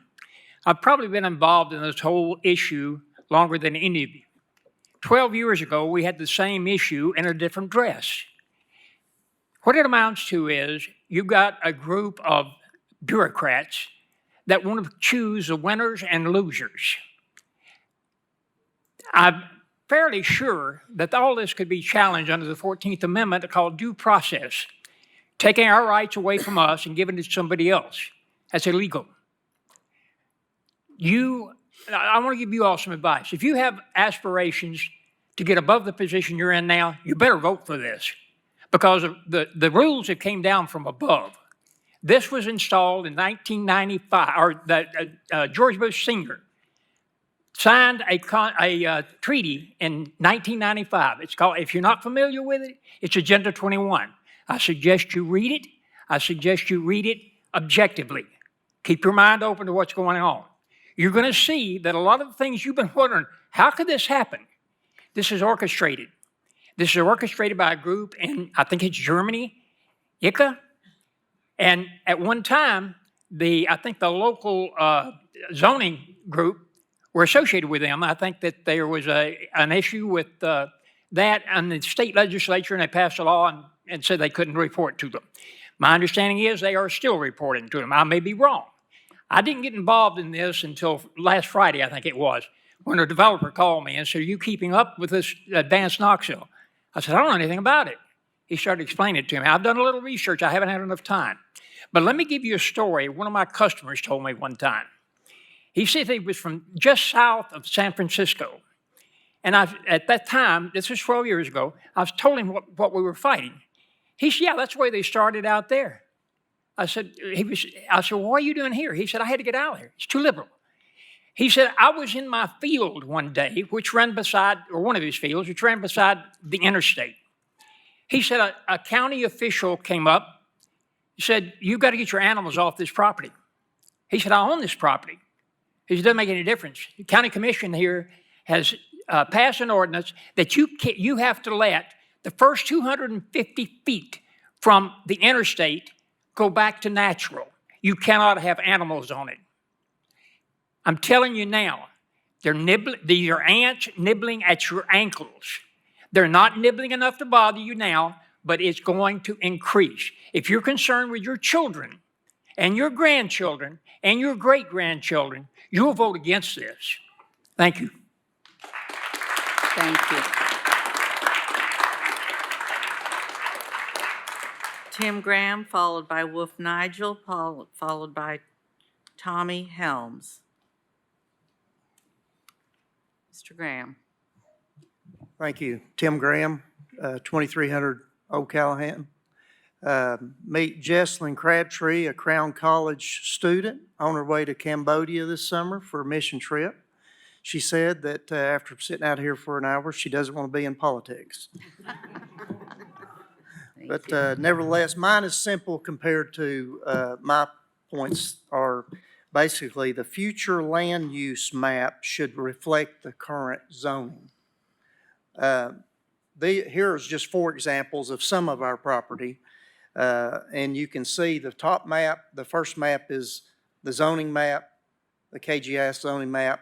The second map is the advanced Knoxville map.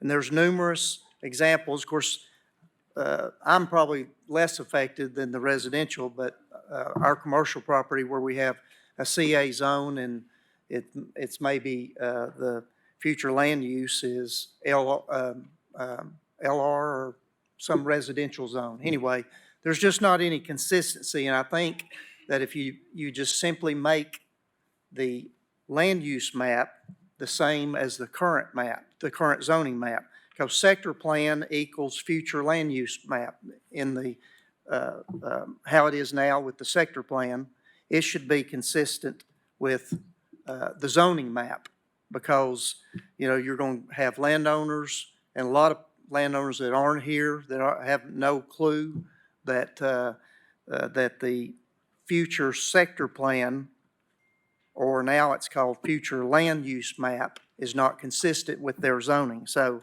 that's mine in a nutshell. And it's my understanding we're not rezoning any property tonight. That'll be for another day.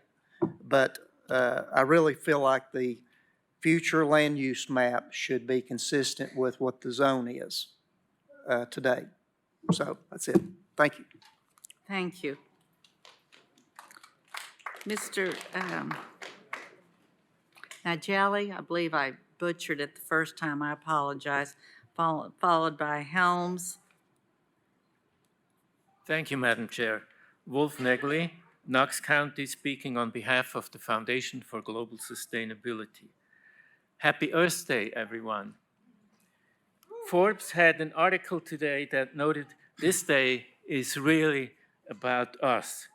What we do and or not do is really what matters to keep our planet inhabitable for future generations. What you decide tonight might at best make a few people rich over the next 20 years and ease the cost of living somewhat for some Knox County residents, but if it attracts more people to Knox County, that relief will probably be short-lived.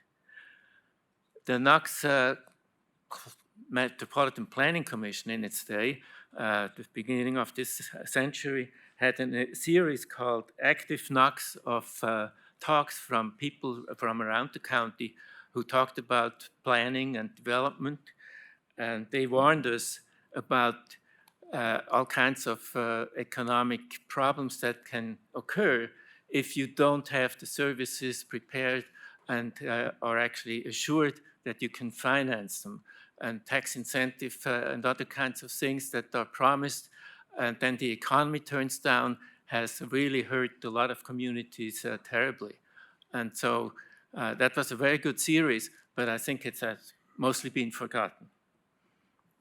The Wall Street Journal recently had an article stating that housing and new house shortages are nothing really only in our nation, but they are common to a lot of the industrialized countries around the world.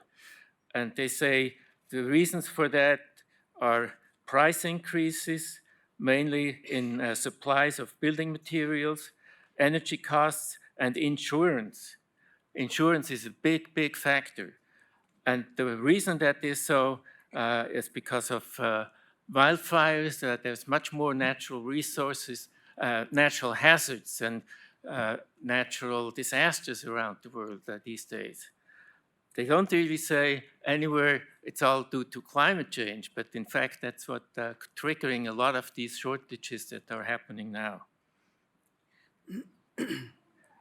Now, the impact on our natural assets in Knox County and the ecosystem processes was never really seriously considered in this plan.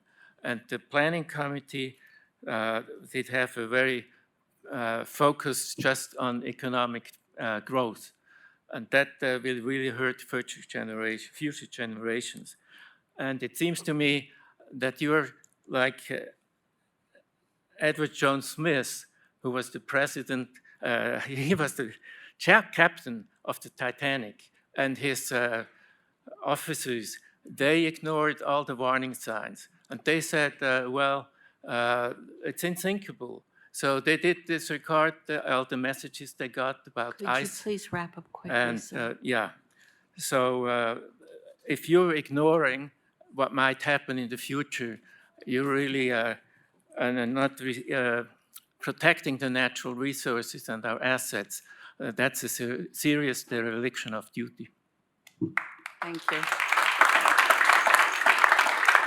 Tommy Helms and Thomas Krajewski. Is Mr. Helms here? Mr. Krajewski. How bad was that?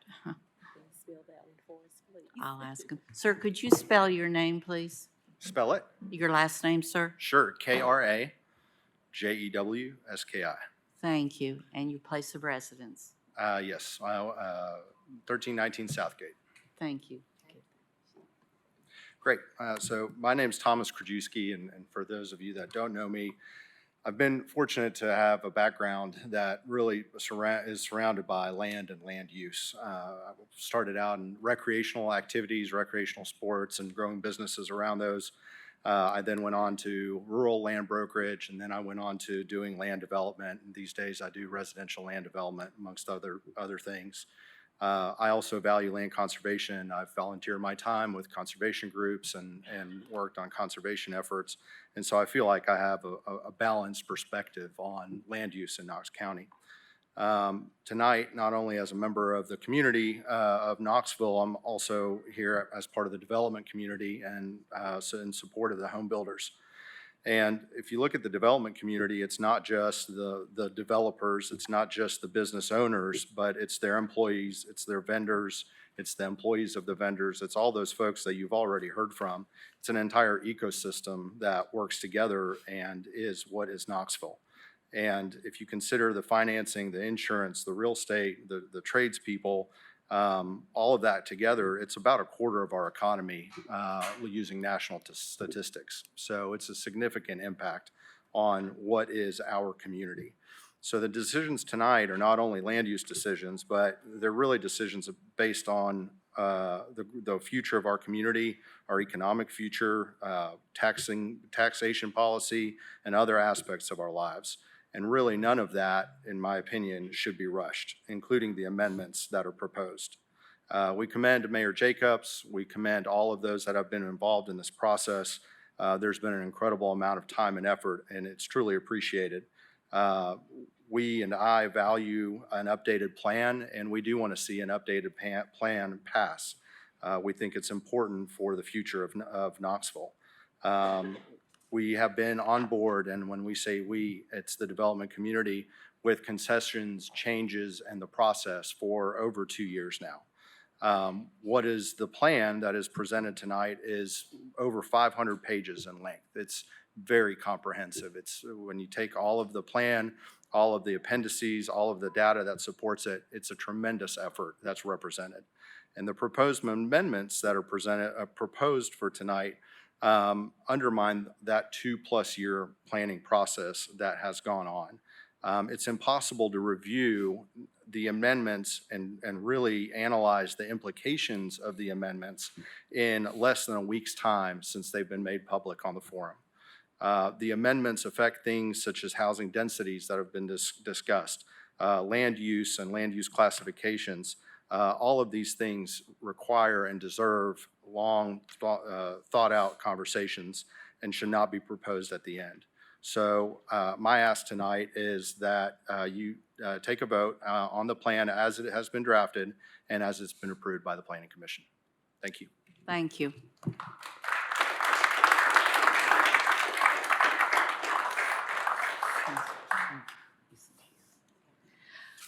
Is there anyone in the audience that did sign up ahead of time that I overlooked? Thank you. Seeing none. It is, Commissioners, it is close to 7 o'clock. As everyone knows, we have to start zoning at 7. I'd like to propose that we adjourn until 7:10, come back for zoning, and then immediately re-adjourn for the rest of our commission meeting. Seeing no objections, we are adjourned.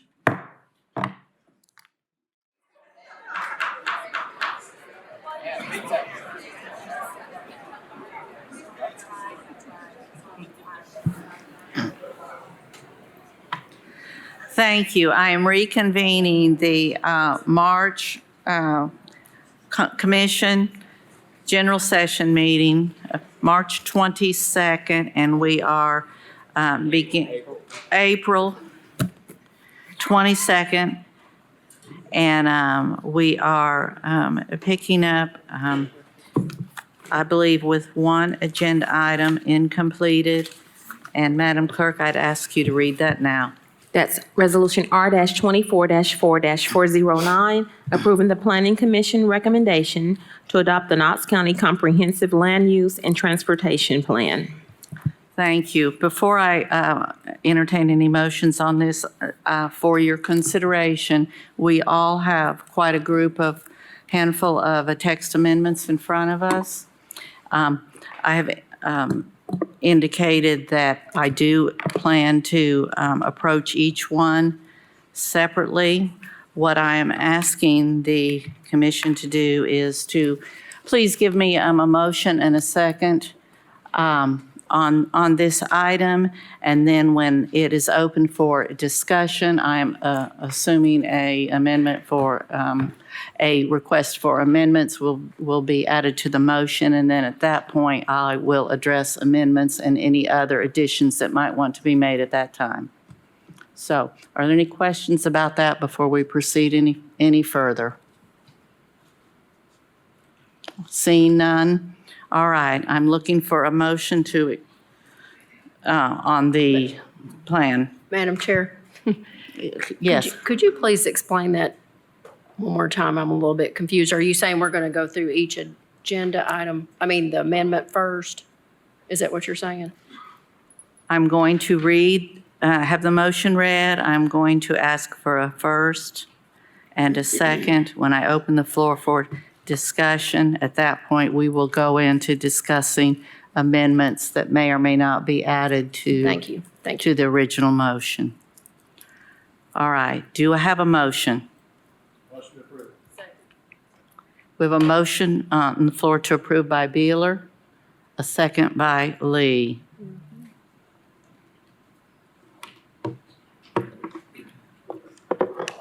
Is there any discussion? I'd like at this time in our discussion, please, to, I'm going to read each text amendment that we have in front of us or quickly hit the highlight of it. I guess the appropriate thing at that point would be to accept or reject. Law Director, do I need to get a motion on each Yeah, amendment? with I each do. amendment, you should get a motion and a Yes. second. If All there's right. any discussion, and then vote. All right, thank you. We have a proper motion and a second on the floor. If I can refer you to the text amendments, I'm looking at page 2. I hope you all have your books in front of you. They are a wonderful, wonderful resource. All right, looking at page 2, you all have the original text in front of you. The recommendation is to approve.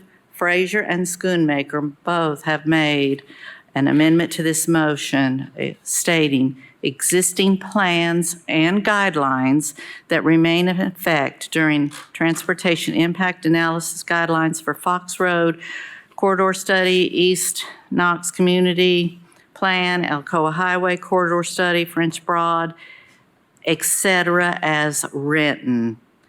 Do I have any discussion on this particular amendment? Do I have a motion? Motion to approve. Motion by Schoonmaker, second by Frazier. Any discussion? All those in favor? Aye. Opposed? Motion carries. Amendment number 2, original text is clearly in front of you. Frazier proposes, beginning with the sentence, "These plans are specific to the type of facility system, such as roads or parks, existing plans that remain in effect, including," et cetera, et cetera. It is all clear and it will be entered into the record. The addition is asking to include and hillside and ridgetop protection plans. Do I have a second to this? Do I have a motion to this? Motion by Lee, second by Frazier. Is there any discussion on this particular amendment? What's the motion for, to approve or? To approve, thank you for clarification. Motion to approve. Amendment 3, I'm sorry, all those in favor? Aye. Opposed? This motion carries. Page 28. Planning Commission recommendation. This is, does not apply. This is a motion added by Hill. I added this because we have stated over and over that what exists, what currently exists, the zoning that is with a property at this moment stays with that owner in perpetuity. Motion to approve. Thank you. We have a motion by Schoonmaker, second, or by Jay, second by Beeler. Thank you. Is there any discussion on this? Commissioner Jay? Thank you. Seeing no lights, all those in favor? Aye. Opposed? Motion carries. Page 40.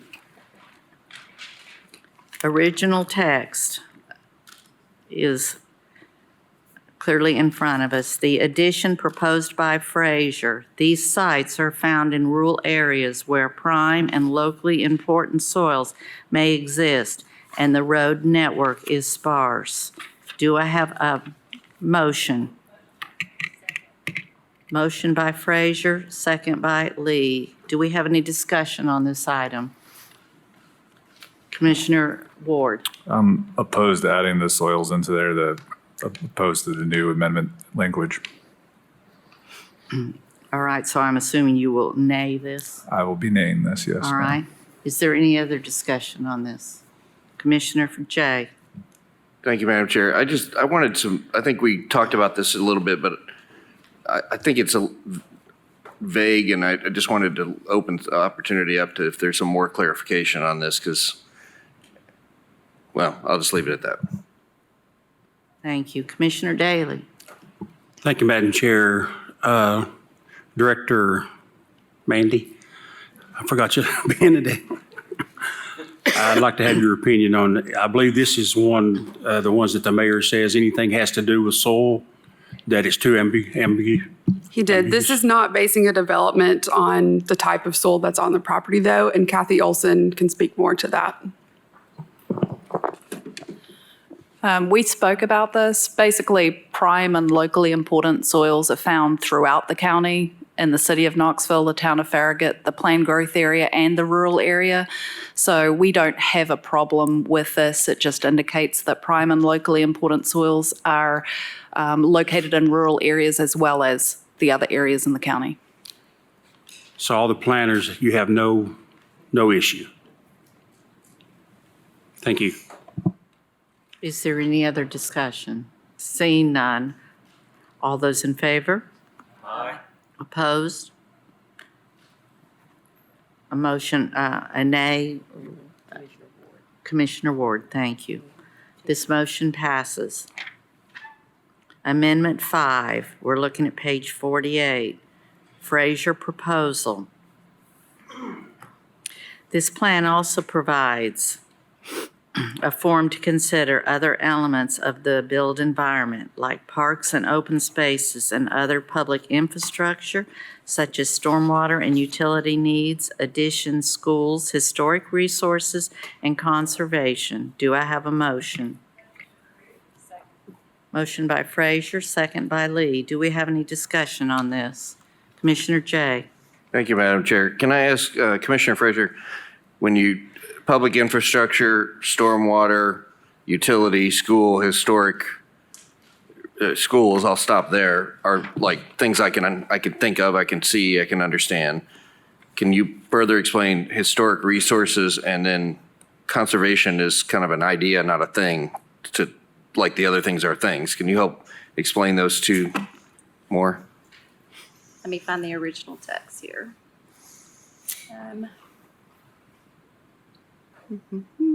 So this is under the section for areas for future study. And this supports the county's commitment to broaden the consideration and scope of impact of a project on an area during planning process.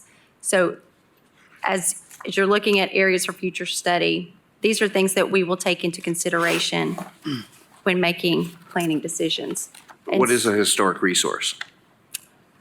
it could be anything that's historically significant. Okay, so historically significant sites. If you want to further that. No, I'm just trying to understand what it is. Well, we were really trying to keep it fairly general, so that, because there had been some discussion about being too specific. And so we were keeping it fairly general so that we could be flexible because we've been asked to be flexible as well. So schools, historic resources, and conservation, I feel like are important topics. They are important things to consider when you are looking at the impact and the scope of impact of a project on an area. We are leaving those fairly general so that we can expand on those potentially in the UDO. Okay. Planning team, do you have a opinion on this? We don't have any objections to add the text. It's just looking at the small area plans. There's nothing concrete in it.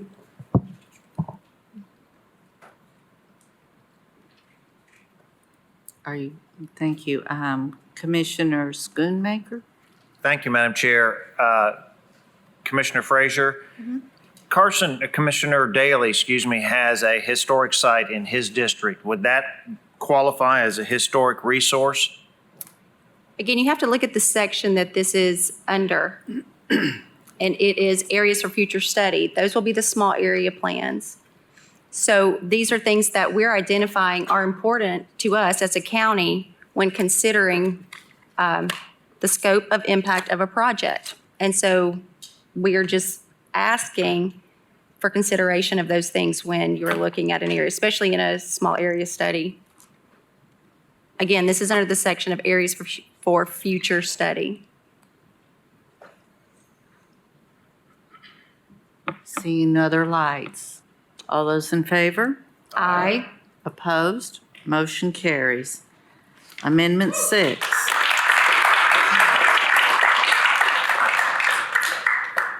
Original text is clear. Frazier is wanting to change. The future land use map identifies areas appropriate for mixed use, traditional neighborhood, and commercial development. The rezoning or development process shall consider the feasibility of existing or planned infrastructure. Is there a motion? Motion by Frazier, second by Beeler to approve. Discussion. Seeing no lights, all those in favor? Aye. Opposed? Motion carries.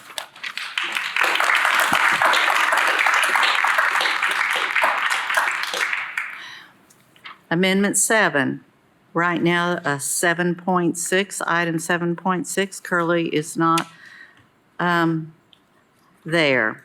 Frazier proposes adding Hillside and Ridgetop Protection Plan. Consider regulations in the Unified Development Ordinance according to or by guidelines of the Hilltop and Ridgetop Protection Plan. Is there a motion? Motion by Frazier, second by Beeler to approve. Is there any discussion? Mr. Ward. Staff's opinion, please.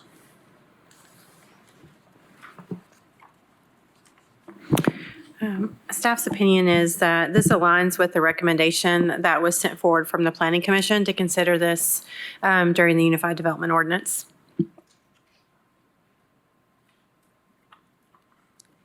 Seeing no other lights, all those in favor? Aye. Opposed? Motion carries. Amendment 8.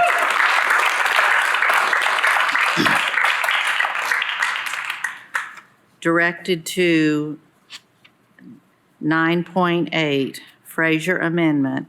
Establish biannual coordination meetings, meet biannually with Knox County School leadership team, planning, etc. Change to biannual. Do we have a motion? Motion to approve by Frazier, second by Lee. Are there any lights? Commissioner Jay. Thank you, Madam Chair. I'm going to vote no on this one after conversations with the team at the Knox County Schools. I think they really work on an annual schedule. Their data is based on an annual schedule. Their their school student loads, all of their systems. I just think that it makes sense to do it once a year versus twice. I think this has to be a data-driven thing, and I think once a year is more than appropriate. I just want to remind Commission that the impact of development on our school system was one of the top 3 priority issues identified as a result of advanced Knox. And I agree, I understand that it's the case, but it's just not gonna, it has to be data-driven versus, I think something might be overcrowded or something might be different the way traffic patterns is, and I just think the school has to have a chance to be productive in their studies, and I know it is important, and I think it's important. I just want to give them an opportunity to come to the table once a year with some real data. Commissioner Ward. I'm basically echoing the same thing. I also reached out to schools, and if you have a biannual meeting, they're just going to say the same thing at the first meeting. They're going to say at the second meeting because there's not going to be any new data yet until the end of the year.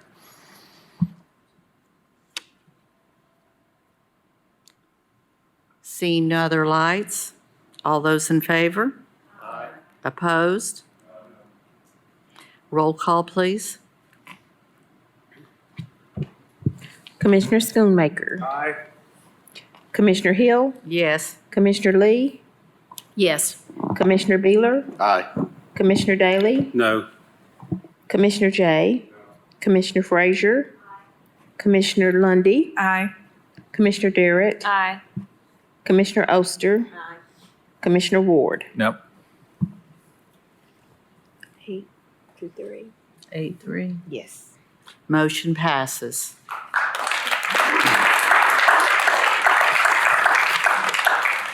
Amendment 9. Frazier Amendment. Addition of the sentence, regular briefings will occur at a minimum biannually. Is there a motion? Second. Motion by Frazier, second by Schoonmaker for approval. Is there any discussion on this? Mr. Ward, Commissioner Ward. Staff, you're good with this? Yes, sir, we are, Commissioner Ward. Thank you. Seeing no other lights, all those in favor? Aye. Opposed? Motion carries. Amendment 10. Frazier proposes an additional wording. Cost estimates shall be considered by developers, staff, and elected and appointed officials for developing funding plans and evaluating land use development applications. Is there a motion? Motion by Frazier, second by Durrett. Is there any discussion? Commissioner Daly. Thank you, Madam Chair. Commissioner Frazier, and then I guess to Mr. Snowden. What do you mean by shall be considered for developing funding plans? Is that developers plus engineering or? Commissioner Daly, that's language that was already there. The only language that has been amended is shall be considered. So that, I would direct that to the staff. Is that where it goes now, Mr. Snowden, when need a road improvement? Is that what that means? It is, Commissioner Daly. Essentially, in practice, we're already doing this, so at a staff level, we do not have any opposition to this edit. Seeing no other lights? All those in favor? Aye. Opposed? Motion carries. Amendment 11. Frazier Amendment. Proposing the addition of wording, additionally ensure that Park Service is distributed throughout the county. The addition being including the expanded growth area, period, etc. Do I have a motion? Motion by Frazier, second by Beeler to approve. Is there any discussion on this item? Seeing no lights, all those in favor? Aye. Opposed? This motion carries. Amendment 12. Frazier Amendment. Proposing Partnership and support of Legacy Parks has direct benefit to Knox County residents to expand park and trail networks. Changes such as well as conservative land of environmental, cultural, economic, and/or recreational benefits to the community. Motion by Frazier, second by Lee. Is there any discussion on this item? Seeing no lights, all those in favor? Aye. Opposed? Motion carries. Amendment 13, Frazier Amendment. She's asking actually to just cut off on proposed amendment 20.3. We got into a rabbit hole a little bit when we were looking, the county should continue to work with partners to grow its presence as regional destination for sports, period. Do I have a motion on this? Second. Motion by Frazier, second by Jay. Is there any discussion? Seeing none, all those in favor? Aye. Opposed? Motion carries. Amendment 14, Frazier Amendment. Proposed amendment. How to use the plan. The comprehensive plan, change of the word shall be used on a regular basis as public and private decisions are made concerning the development, redevelopment, capital improvements, economic incentives, and other matters affecting Knox County. Is there a motion? Second. Motion by Frazier, second by Schoonmaker to approve. Commissioner Jay. Thank you, Madam Chair. To our staff team, doesn't the state law already mandate that we do this?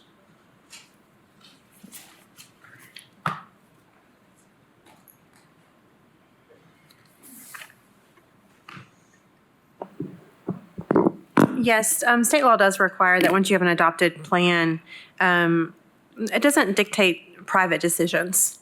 But yes, your decisions that you make related to land use must be consistent with the comprehensive plan. Okay. Commissioner Ward. Just expand on private decisions for me. What did you guys mean by that? Just directed at the staff, sorry. Yeah, That's so when directed at this the was staff. originally drafted, it was, should and not shall. So that decision's made of, for example, developers that come before us and make requests that they consider this plan when they're thinking about development of their property. Do you have any issues with the word change? We support it as it was originally drafted, but I don't know that we have any significant issues with the changing to shall.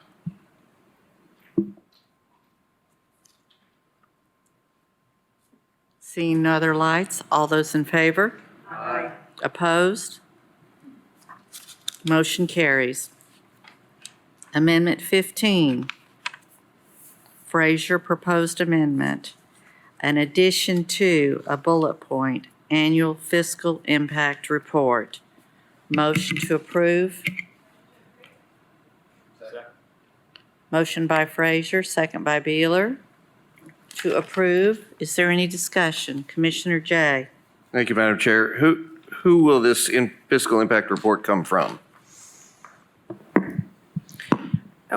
This would come from staff. We would have to collaborate with a number of different departments to produce this, but it would be a presentation that we would give to the Planning Commission and that we would forward it on to you all.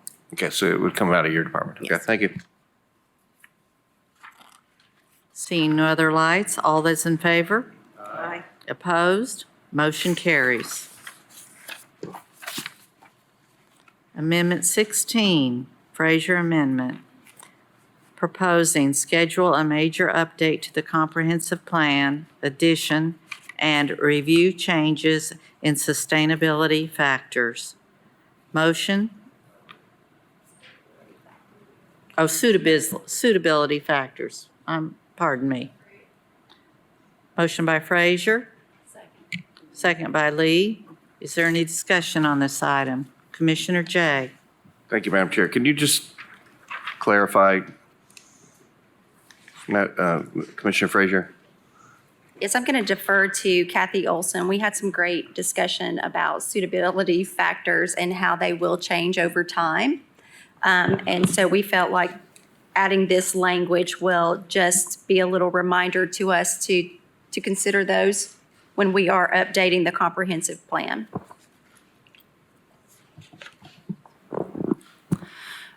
When the plan was developed, we used a set of suitability factors that trained the model about where development was likely to occur and what the costs of development would be.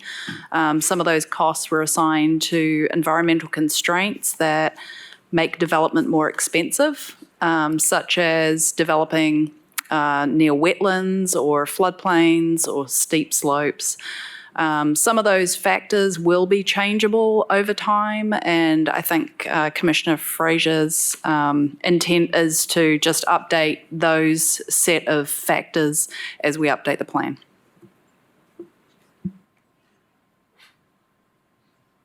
Seeing no other lights, all those in favor? Aye. Opposed? Motion carries. Amendment 17. The original text states on criteria for plan update, 2 or more criteria may apply. The proposed change, this appears to be by Frazier and Schoonmaker. A reread is that if there is an obvious or significant error or omission in the plan, or if 2 or more criteria apply, it may be appropriate to update the plan.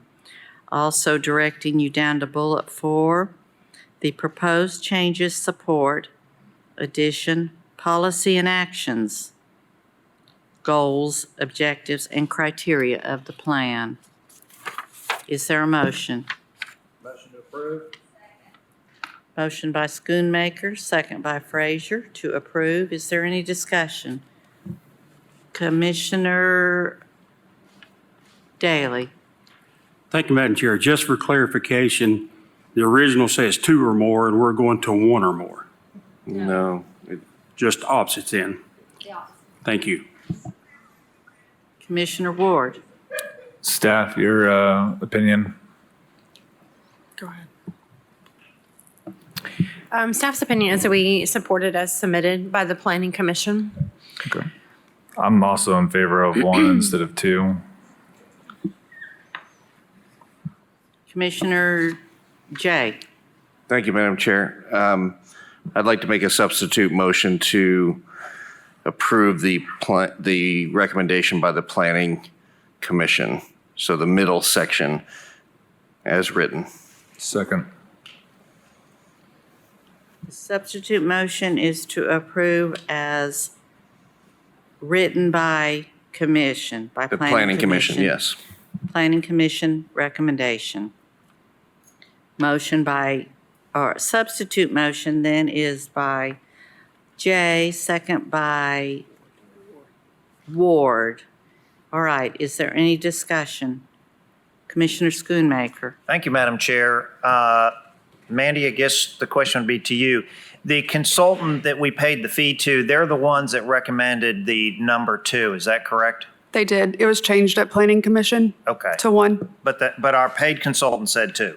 Yes, sir. Thank you. I have a question for Commission. I believe I am under the understanding that this is a compromise that staff is willing to embrace if it's approved. Yes, I mean, I will note that it, as Commissioner Schoonmaker pointed out, our original proposal to Planning Commission was this language, which would be the 2 or more. Thank you. All right, I see no other lights. We have a substitute motion on the floor to remain at 1. All those in favor? Roll call, please. Commissioner Hill, No. Commissioner Lee, No. Commissioner Baylor, No. Commissioner Daly, Commissioner J, Aye. Commissioner Frazier? Commissioner Lundy, No. Commissioner Durrett? Commissioner Oster? No. Commissioner Ward? Aye. Commissioner Schoonmaker? No.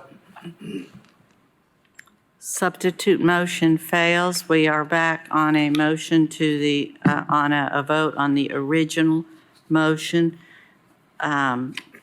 made by Schoonmaker, second by Frazier, at 2 or more criteria. Seeing no lights, all those in favor? Aye. Opposed? Show the record, Schoon opposes, all right. Oh, I apologize, Ward. Thank you. All right.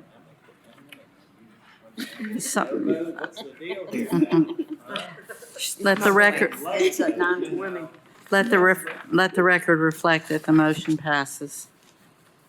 Commission, Amendment 18, we are dealing with place type, categories, and zoning.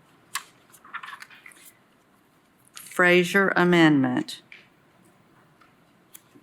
Under appropriate zoning districts for any place type, not related and appropriate, the language, the zoning district is not consistent with future land use map. Motion by Frazier, second by Lee. Commissioner Ward. Correct me if I'm wrong, but haven't we had a lot of issues with this currently that we have, staff help me out here, do we have, A, do you support this, but B, isn't this a current issue that we have certain zonings and certain land uses and they contradict each other? The Bexhill one's the best one that comes to my knowledge, but help clarify this all for me. That's correct, Commissioner. We do have some conflicts out there between what a land is currently zoned and then what the land use designation might be. I would say that our staff doesn't have any concerns necessarily about the addition of this. It's basically just restating that it's not related or appropriate when you're looking at this matrix, that particular zone is not one that would be appropriate to consider. Okay, so this won't mess with anybody's current zoning that they carry forward, just to No, clarify. it will That's what I not. need to hear. Thank you. Seeing no other lights, all those in favor? Aye. Opposed, motion carries.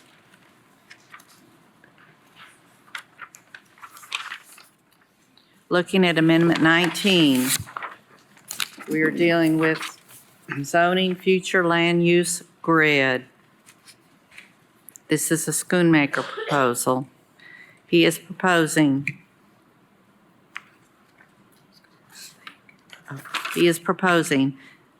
the addition to change all PR zoning districts to not related anymore. Commissioner Schoonmaker. Thank you, Madam Chair. Mandy, is this what we discussed earlier? It is. This one, Yeah, and this would be the appropriate time then? I believe so. Okay. Based on conversation with the executive team, I'd like to just remove that for discussion.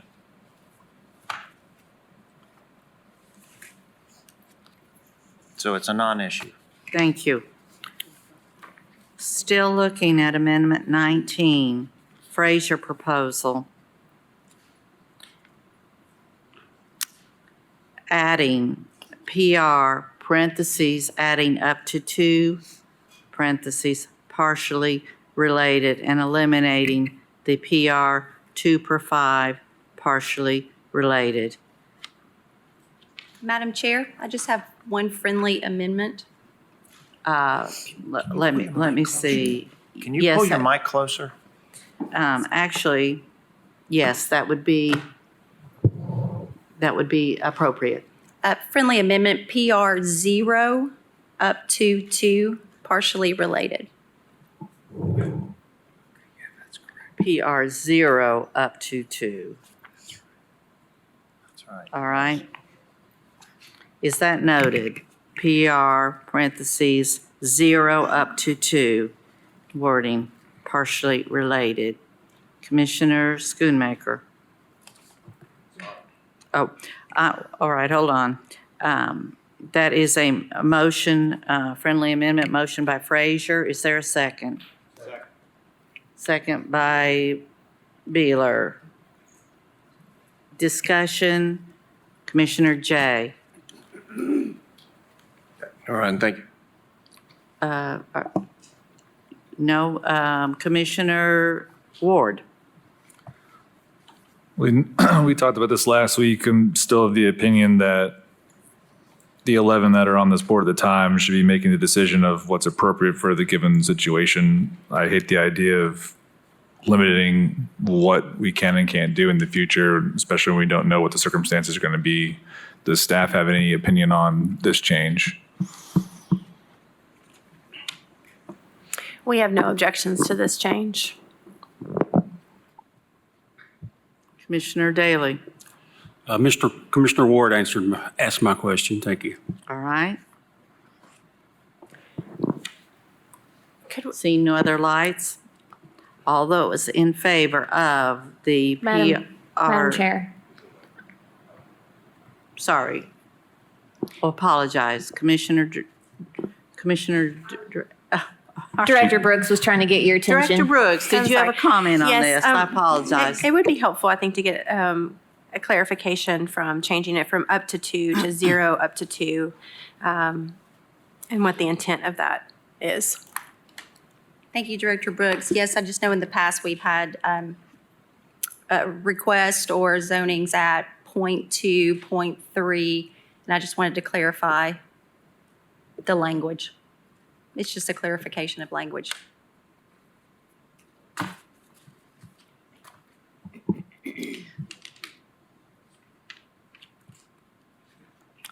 Thank you. I appreciate that. I think it doesn't change our position. I think that in terms of how staff typically deals with this, up to 2 would include 0 as well.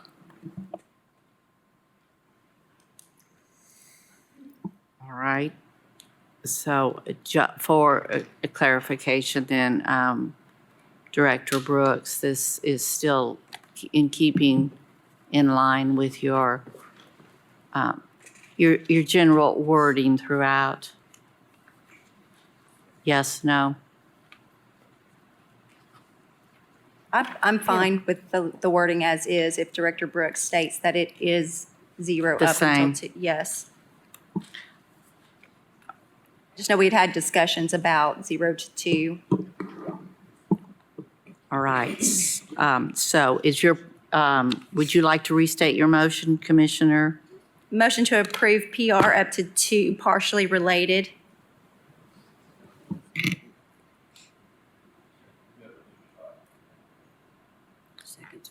And second Hold is on. good, thank you. So we have appropriate motion on the floor by Frazier, second by Beeler. Commissioner Jay. Okay, I just want to, so the motion is striking the 2 to 5 partially related. Correct. Yes, from the rural And living. I'm happy to restate that. PR up to 2, partially related, striking PR 2 to 5, partially related. So it is as originally worded in her amendment. Director Brooks, you're okay with that? Yes. All right. Seeing no other lights, all those in favor? Aye. Opposed? Ward is a nay. Motion carries. Looking at Amendment 20. Still dealing with zoning, future land use grid, rural conservation place types. This is a Schoonmaker amendment.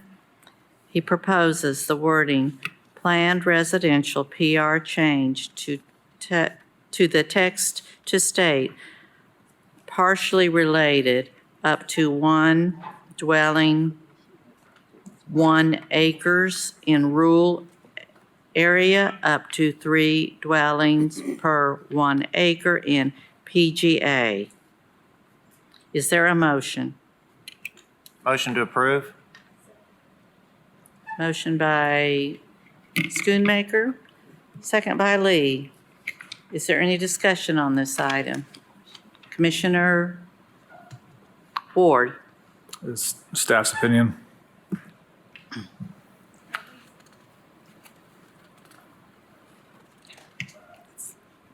Do you want me to go first? Okay. We do not support this amendment at all. Commissioner Frazier and the advocates came to us and asked us to place rural place types into the PGA.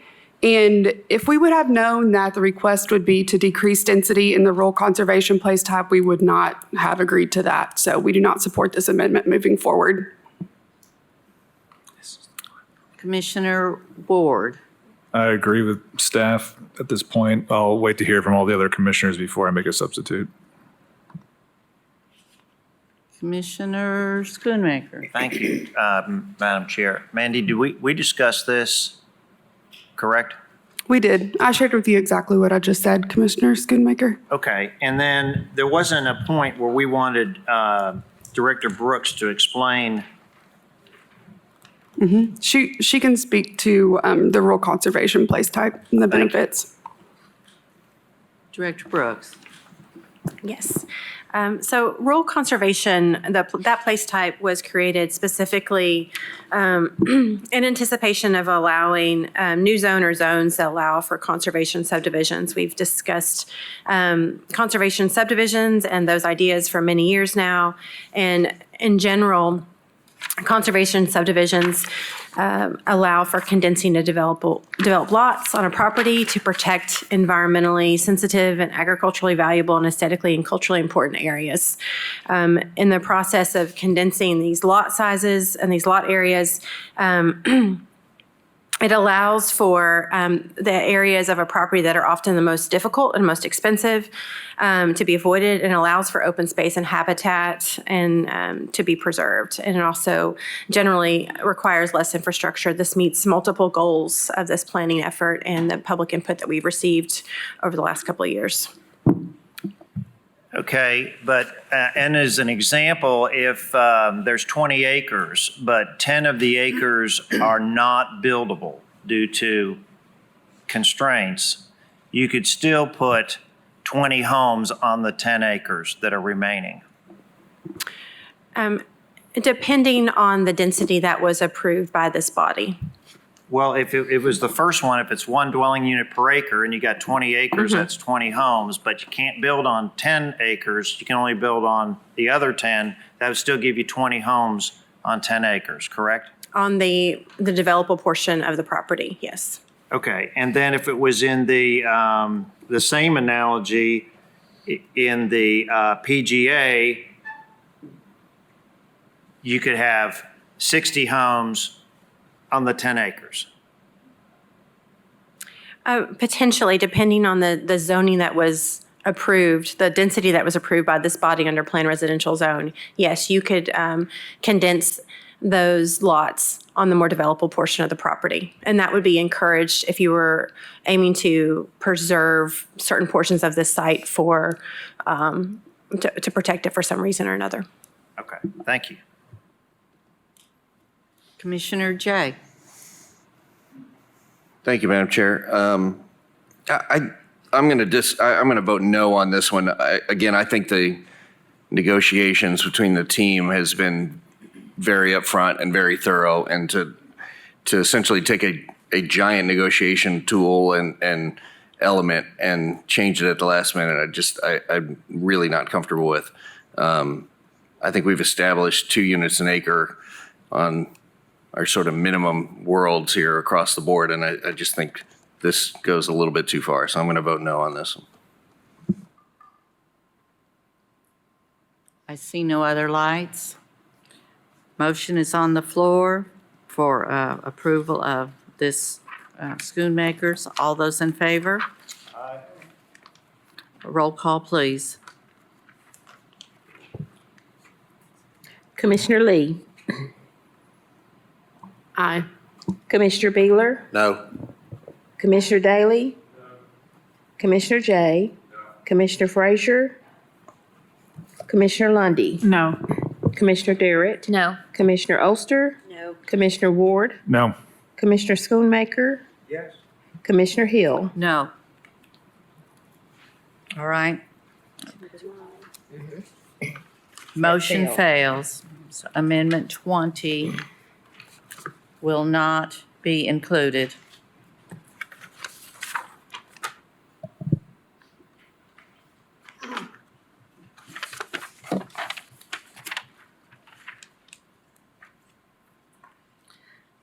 Amendment 21, we're looking at corridor mixed use. This is a Schoonmaker proposal. Recommend a minimum density of 5 dwelling units for PR zones. I am speculating, well, I am stating instead of the 2 listed categories as in the original text. Is that correct, Commissioner Schoonmaker?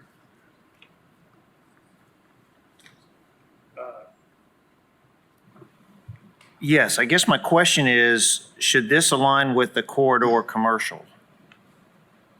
Is that directed to staff? Yes.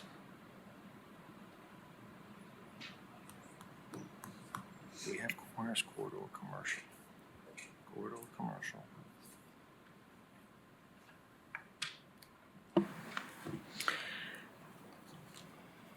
Okay, I'll attempt to take this one. So, well, as we've mentioned, we have this new plan that we drafted. We have an old code.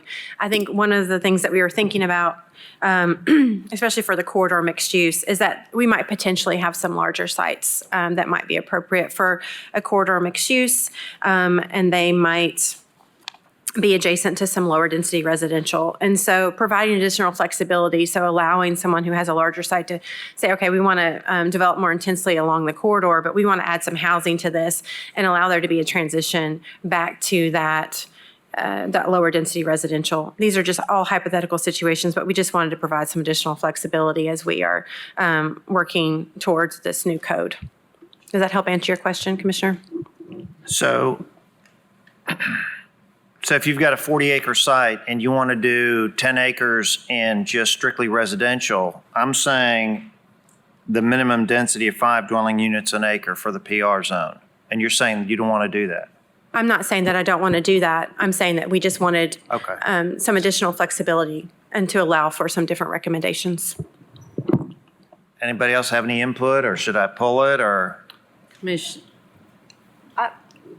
are you pulling it, or would you like to hear more discussion? I'd like to hear more discussion. I'm sorry. All right. Thank you. Commissioner Daly. Thank you, Madam Chair. I would vote to pull it because I think that staff needs flexibility. So I would be voting no on that one. Commissioner Ward.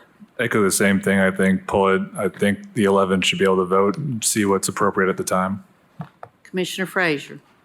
I was just going to comment to Commissioner Schoonmaker that I did look at this and ask the question of if we are trying to, if these are the place types where we want to put more density, would it be appropriate to require a minimum? And so that was really a discussion point. I've had a great discussion with the staff. I don't think we should omit the flexibility of 0 to 5.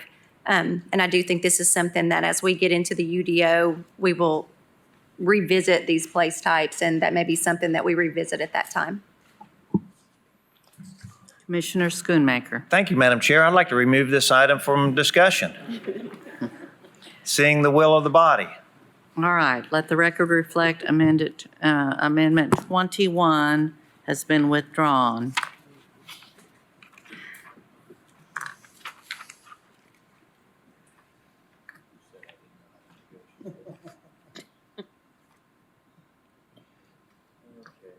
All right, looking at Amendment 22. Original text reads, suburban residential. Schoonmaker proposal. Before I read this, Commissioner Schoonmaker? Yes. Oh, I saw you had your light Yeah, on. I'm just going to clarify something with Mandy. Just, All right. you can. Let me Yeah. state it. Thank you. In planned growth areas, allow up to 5 PR 1 to 2 partially related, PR 2 to 5 partially related. Eliminate the last two categories, 5-9 and 9-12. Commissioner Schoonmaker, would you like to speak to this before we ask for motions? That would be appreciated. Thank you. Sure, go ahead. Mandy on the executive team. We do not support this amendment, Commissioner Schoonmaker. Okay, and were you originally supposed to pull this? Did we I talk? think you were. I think you were, because it's your amendment, so. Okay. I'll defer to any other discussion and then move quickly. I'll go ahead and withdraw Amendment 22. All right, thank you. Looking around the room. Let the record reflect that Amendment 22 has been, And if I might Withdrawn. say, it was great working at the 11th hour with Mandy to try to work through some of these things. That's why it still showed up in print. that is an understatement, Commissioner Schoonmaker. They've all been fabulous. All right, looking at, let's see, I believe we are still we're converting to rural conservation. All right, now, I need to go back just a moment here for my records. Hold on, yeah. All right. We are still on Amendment 22. The first proposed change has been withdrawn by Schoonmaker. Still on, no, that completes Amendment 22. All right. Is everybody with me? All right, we are moving forward to map amendments. Did you have a question? Oh, you don't, oh goodness. The additional, ours in at number 22, what Mandy gave us. All right. Hold on just a second. I'm helping our clerks with their appropriate copies.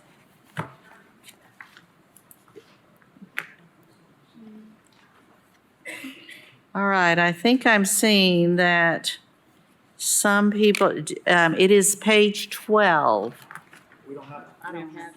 Madam Chair, mine stops at page 11. All right, well, we have a clerical glitch.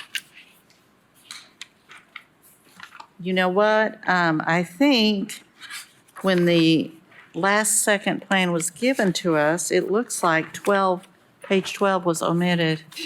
Of course it That's was. That's what's happened. You all should have a electronic copy of it. Drusilla? Okay. Yes. It was it was what was originally, it was in what was originally posted.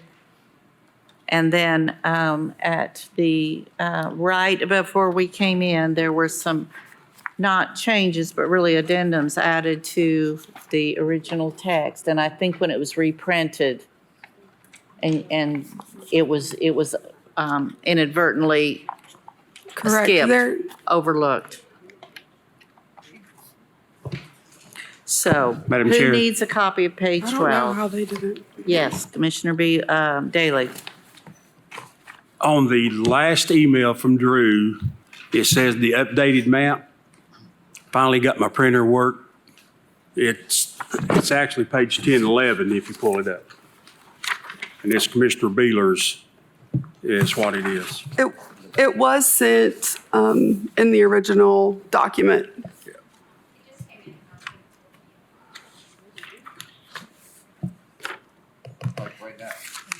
Who needs a copy? Let me see On if the it's same. email, there's two files, Would is that you- correct? I can also pull up the document on the screen if that's what you guys would Thank prefer. you, thank you. That would be very helpful. Madam Chair, I believe the question is, are there maps to correlate with the parcel lists?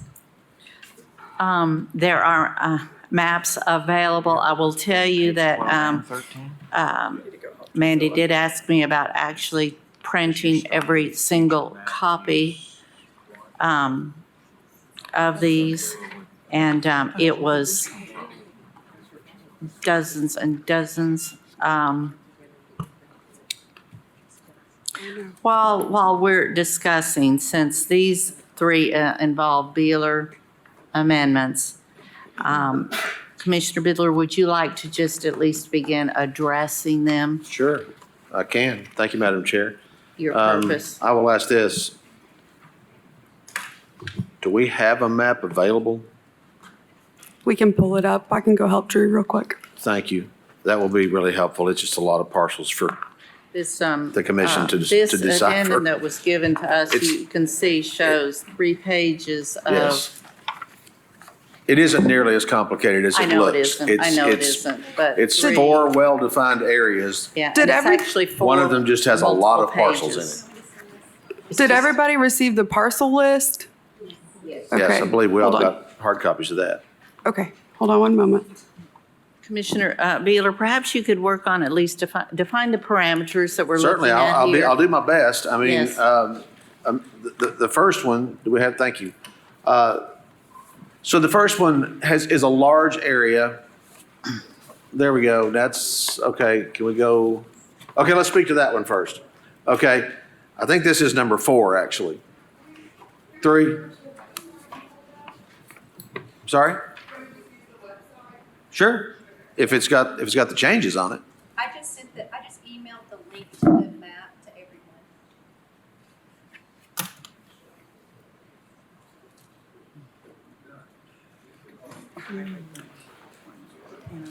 Not cutting through yet.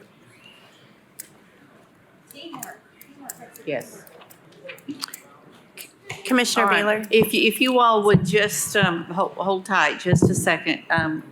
Director Brooks, did you have a comment? Yeah, I just wanted to provide some clarification. So because you all have not voted on these map amendments, they are not actually shown on the map Okay. as proposed amendments. I Okay. just want to Well, clarify that, we'll but we do our can best zoom here. in. Okay, All right. all right. For clarification, though, if you all will just listen to Commissioner Beeler, I will tell you that it is not as complicated as It it is looks not, I at assure you. all. So, All right. please.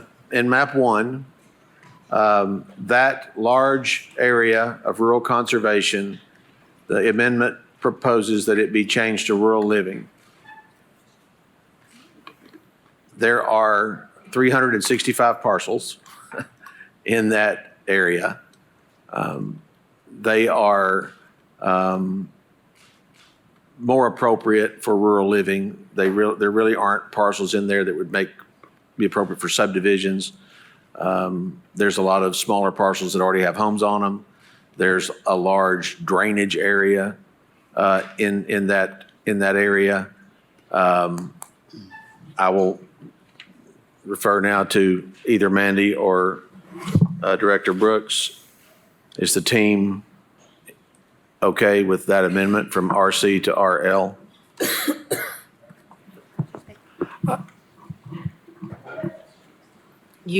Commissioner, Mr. Snowden? not Commissioner, Director Snowden, you have the floor. I can speak to it. Now, Mandy may have some other comments, but yes, this area that Commissioner Beeler is speaking to is a very, very large sinkhole that has been problematic for us through the floods of 2019 and 2020, as well as just some of the transportation challenges in that area due to the presence of Murphy Creek and the railroad running very close to Washington Pike. So the leadership team does not have a problem with this modification.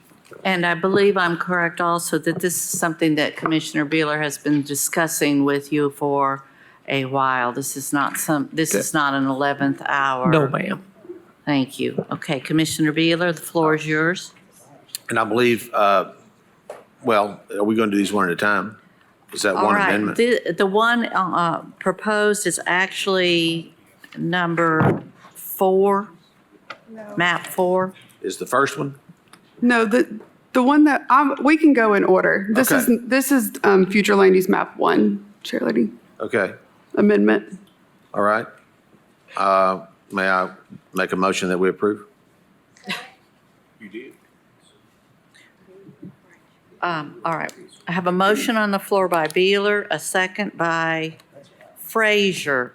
Now, hold on down over here. Just hang on. All right.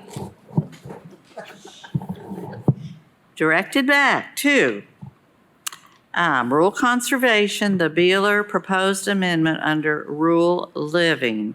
We have a motion on the floor by Beeler, a second by Frazier. Now, I understand that there's been some confusion. Please know that specific parcel numbers are listed in the addendum that is available. I apologize that as staff stated, it wasn't changed on the map yet, so I'm just telling you, we would have had to burn a tree. So that is why everyone doesn't have a copy in front of them. All right, is there any discussion on this? Commissioner Schoonmaker? The motion is for future land use map 1. Correct. Thank you. Commissioner Ward? For clarification, nobody loses their current zonings. That is correct. This only affects parcels that are future designated RC and currently, yes, no zoning would be affected by the RL. All right, Commissioner J? Mr. Snowden, do you have any objection to this? Is this the same one you just had no objection to a minute ago? This is map 1 or map 2? I have no idea. Map 1. Map 1, no, This I is have map no 1. objection to map 1. Okay, thank you. All right, is everyone perfectly clear before I move forward on this? We are looking at future land use map 1, proposal by Beeler, proposed amendment from rural conservation to rural living. All right, is there any question? Is there any discussion? We have a motion and second. All those in favor? Aye. Opposed? This map amendment passes. I guess I will, number 1. All right, looking at future land use map number 2. Can we go back to the map, please? This is a Beeler amendment requesting change from rural conservation to rural living. Commissioner Beeler, would you like to address that? I'll make a motion to approve the change of this smaller area that you see north of the Three Ridges Golf Course property. It affects fewer parcels, but a bunch of small ones from rural conservation to rural living. There will certainly not be any rural conservation subdivisions in this area. Second. We have a motion on the floor by Beeler, a second by Daly. Is there any discussion on this item? Commissioner J? Director Snowden, do you have any objection to this? We do not. We have met with Commissioner Beeler and find this change to be acceptable and appropriate. Commissioner, all right, I see no other lights then. All right, we are voting on future land use map 2. All those in favor? Aye. Opposed? Motion carries. All right, future land use map 3. Designation suburban residential. Beeler's proposal is changed to rural conservation. Commissioner Beeler. Well, thank you, Madam Chair. It's the area being circled by the mouse there. It includes essentially parcels that are southeast of Washington Pike, northwest of Millertown Pike, east of Ellistown Road, and southwest of Roberts and Bud Hawkins. It is just an area that is farther out in the country that is very rural and less appropriate for suburban residential, and I believe more appropriate for rural conservation. It's not all the yellow, it's just a part. If you can kind of, Mandy, there, yeah. Yeah, if you can pull the roads in just a little bit closer.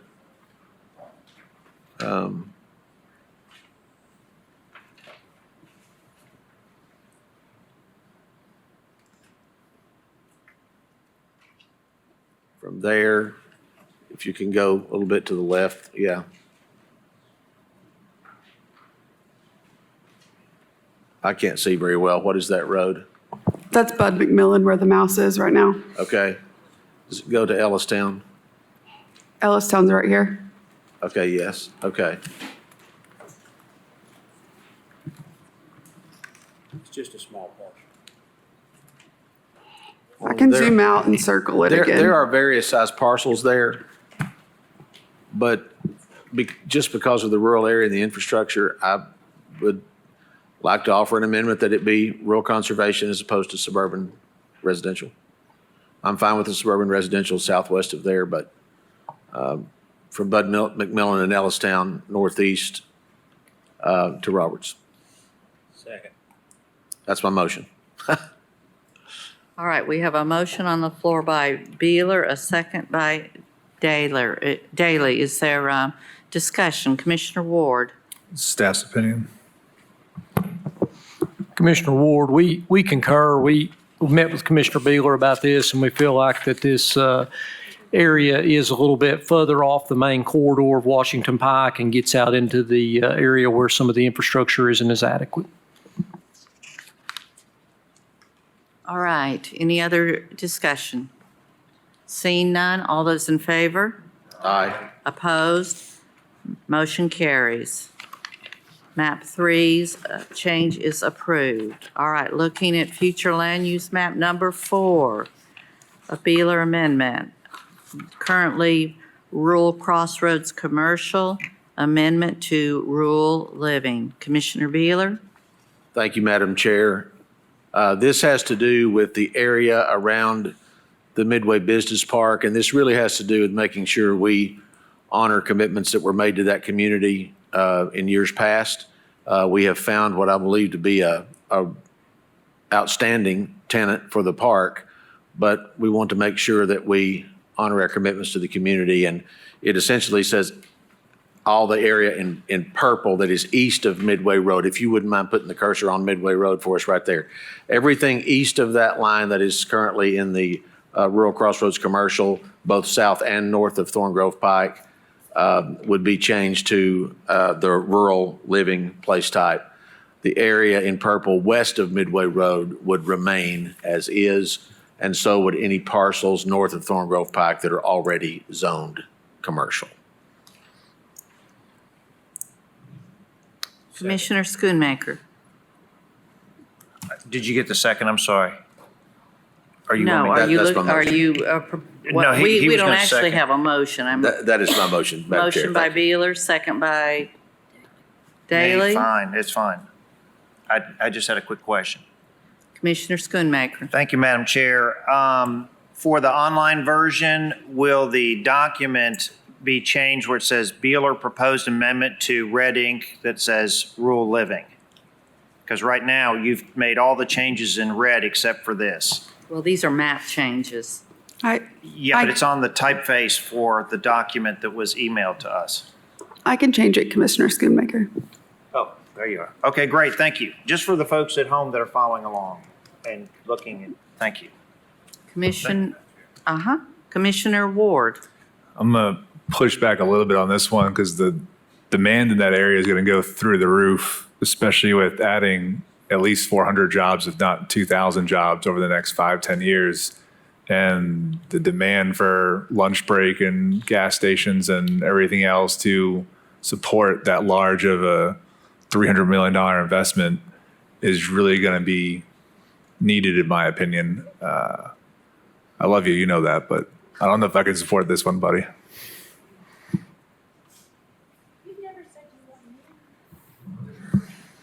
Very different. If I may respond, Madam Chair. Certainly, please. Love you too, buddy. So, no, I understand exactly where you're coming from.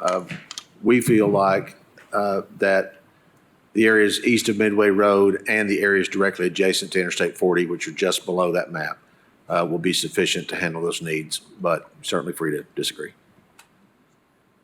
Commissioner Daley? Thank you, Madam Chair. Commissioner Baylor, is that where the crypto was going to go in?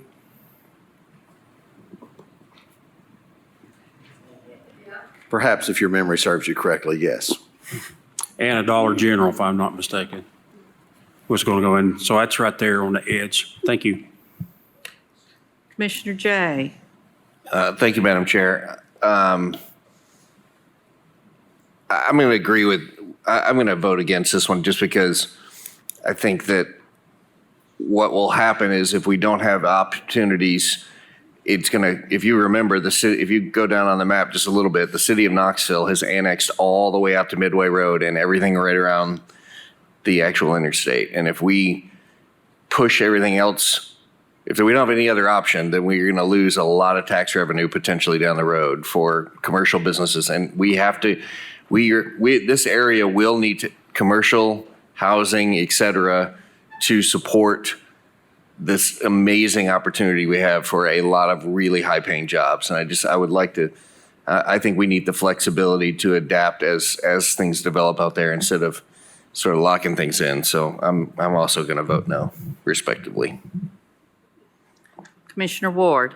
I hate being this guy, but we all talked about the Dollar General a little while ago, and the conversation that night was, we don't feel like development should go in until we have somebody in that park. And now we have somebody in that park. You know, it's the appropriate time to start developing that area to create the support system that's needed. And as Commissioner Jay pointed out, I'd rather have the cash registers in the county than the cash registers in the city. That's the whole point of creating $300 million in investment so that we could create more tax dollars and revenue from this whole site, because it's not just the industrial park, it's everything surrounding the industrial park as well that's going to come with it.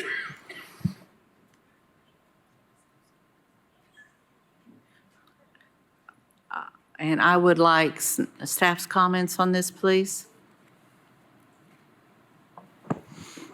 Yeah, we met, once again, Commissioner Beegler, and generally agree with this. One thing I will mention, in the traffic study for the Midway Business Park, once they hit a certain threshold number of jobs, there are additional traffic improvements that may need to be kicked in, one of which is a traffic signal at the intersection of Midway at Thorn Grove. So, you know, could be a possibility at that point that a change of condition will be made and a map amendment could be looked at that point once that growth occurs. But at this point in time, we do agree with Commissioner Beegler. All right. I see no other lights. We have a motion on map 4 to approve by Beeler, second by Daley. All those in favor? Aye. Opposed? Who is no, please? Jay and Ward, thank you. All right, this motion passes.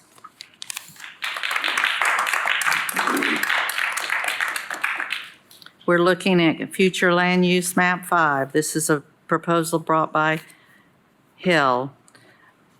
Change from suburban residential to rural crossroads commercial. This plot of land and the parcel numbers there. Mandy, is there any chance you could pull that up? I will tell you, it's it is a 3-acre lot. There's probably not more than 1 acre that is even developable. Is right on a 3-way corner. It's virtually landlocked by Beaver Creek. Right now it is used as nothing as a cut through and dumping ground half of the time. It would be a perfect location for a convenience store, small gas station, something to that effect. So That is the reason for my motion on that Can you clarify the motion, please? parcel.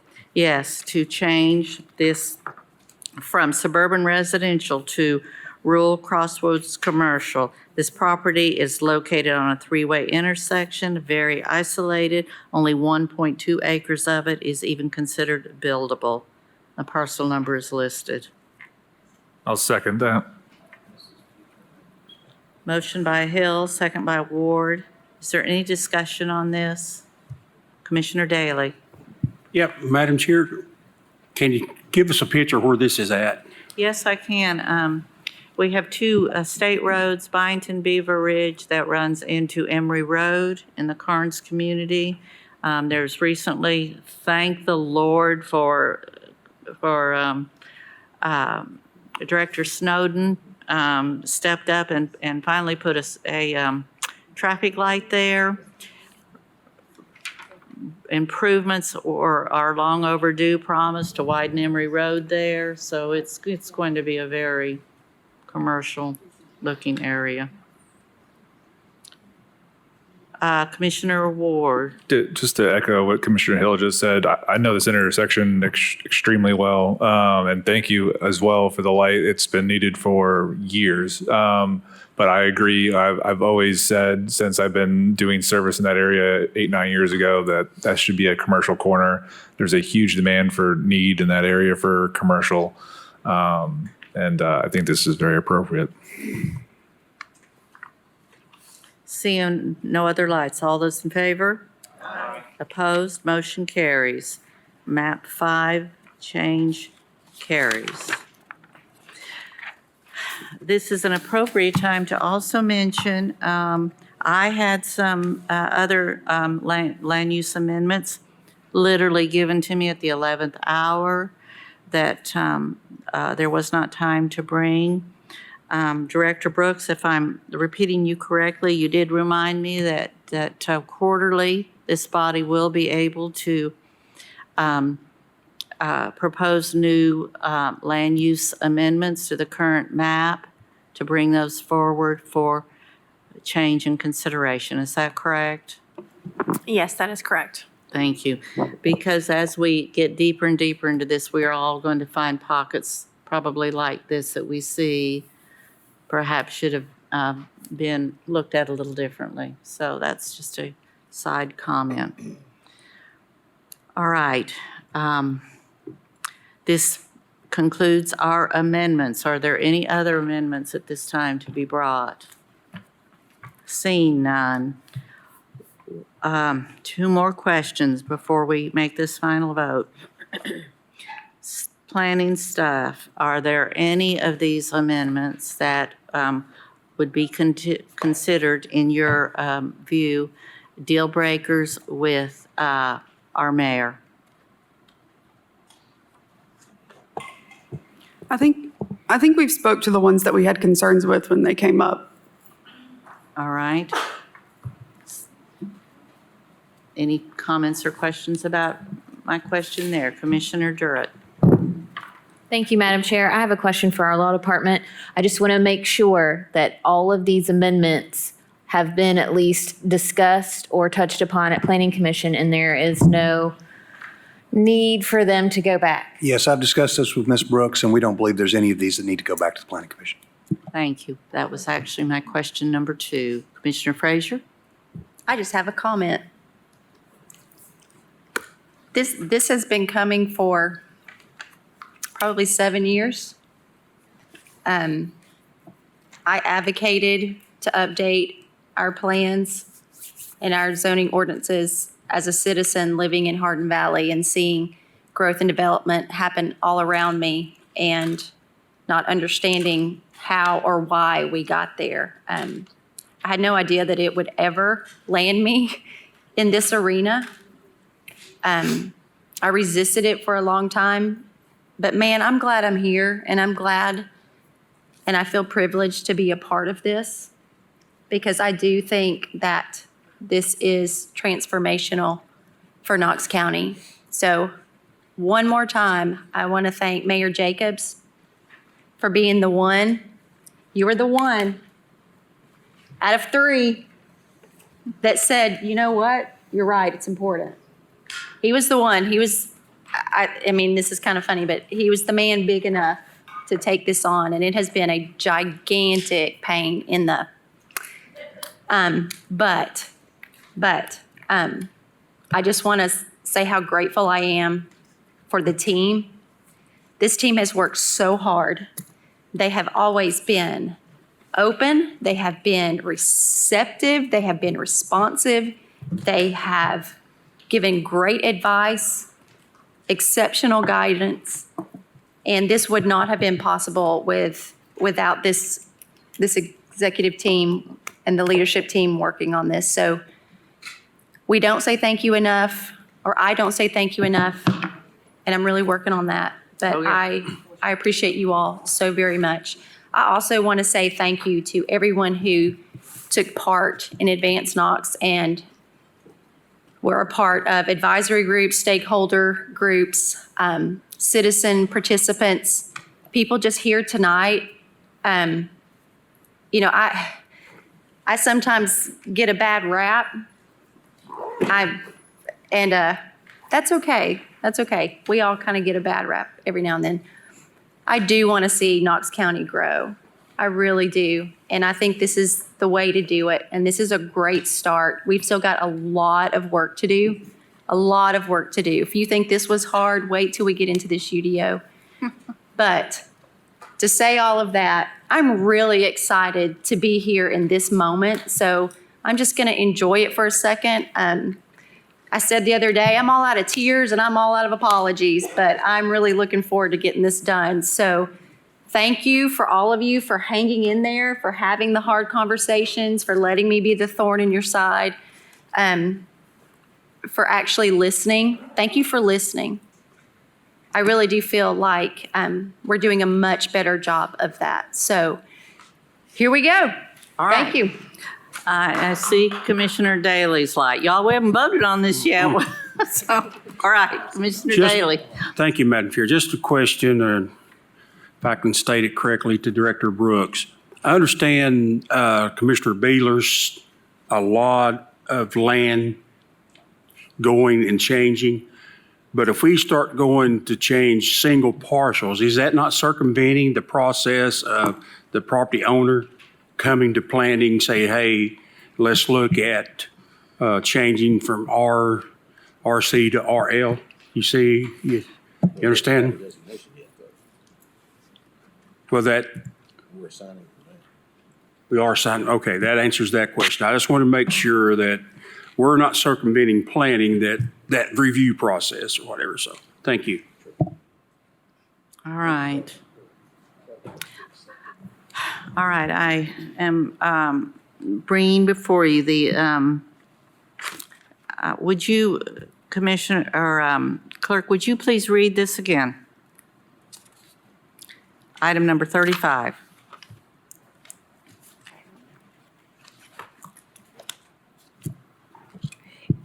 Excuse me, it's Resolution 24-4-409 is approving the Planning Commission recommendation to adopt the Knox County Comprehensive Land Use and Transportation Plan. In addition to adding the amendments that were passed, that were just discussed, and also changes discussed and voted on, the changes also to the land use maps that were proposed. We have a appropriate motion and second on the floor. Is there any discussion? Seeing none, all those in favor? Aye. Opposed? This motion carries. Thank you, thank you, thank you.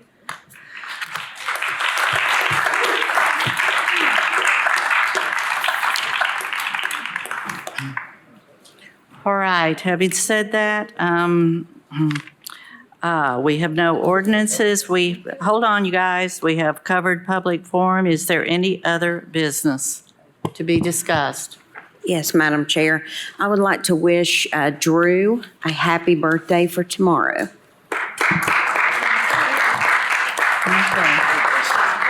I just have Thanks, everybody. I appreciate it. I just have one thing to add. When the aliens come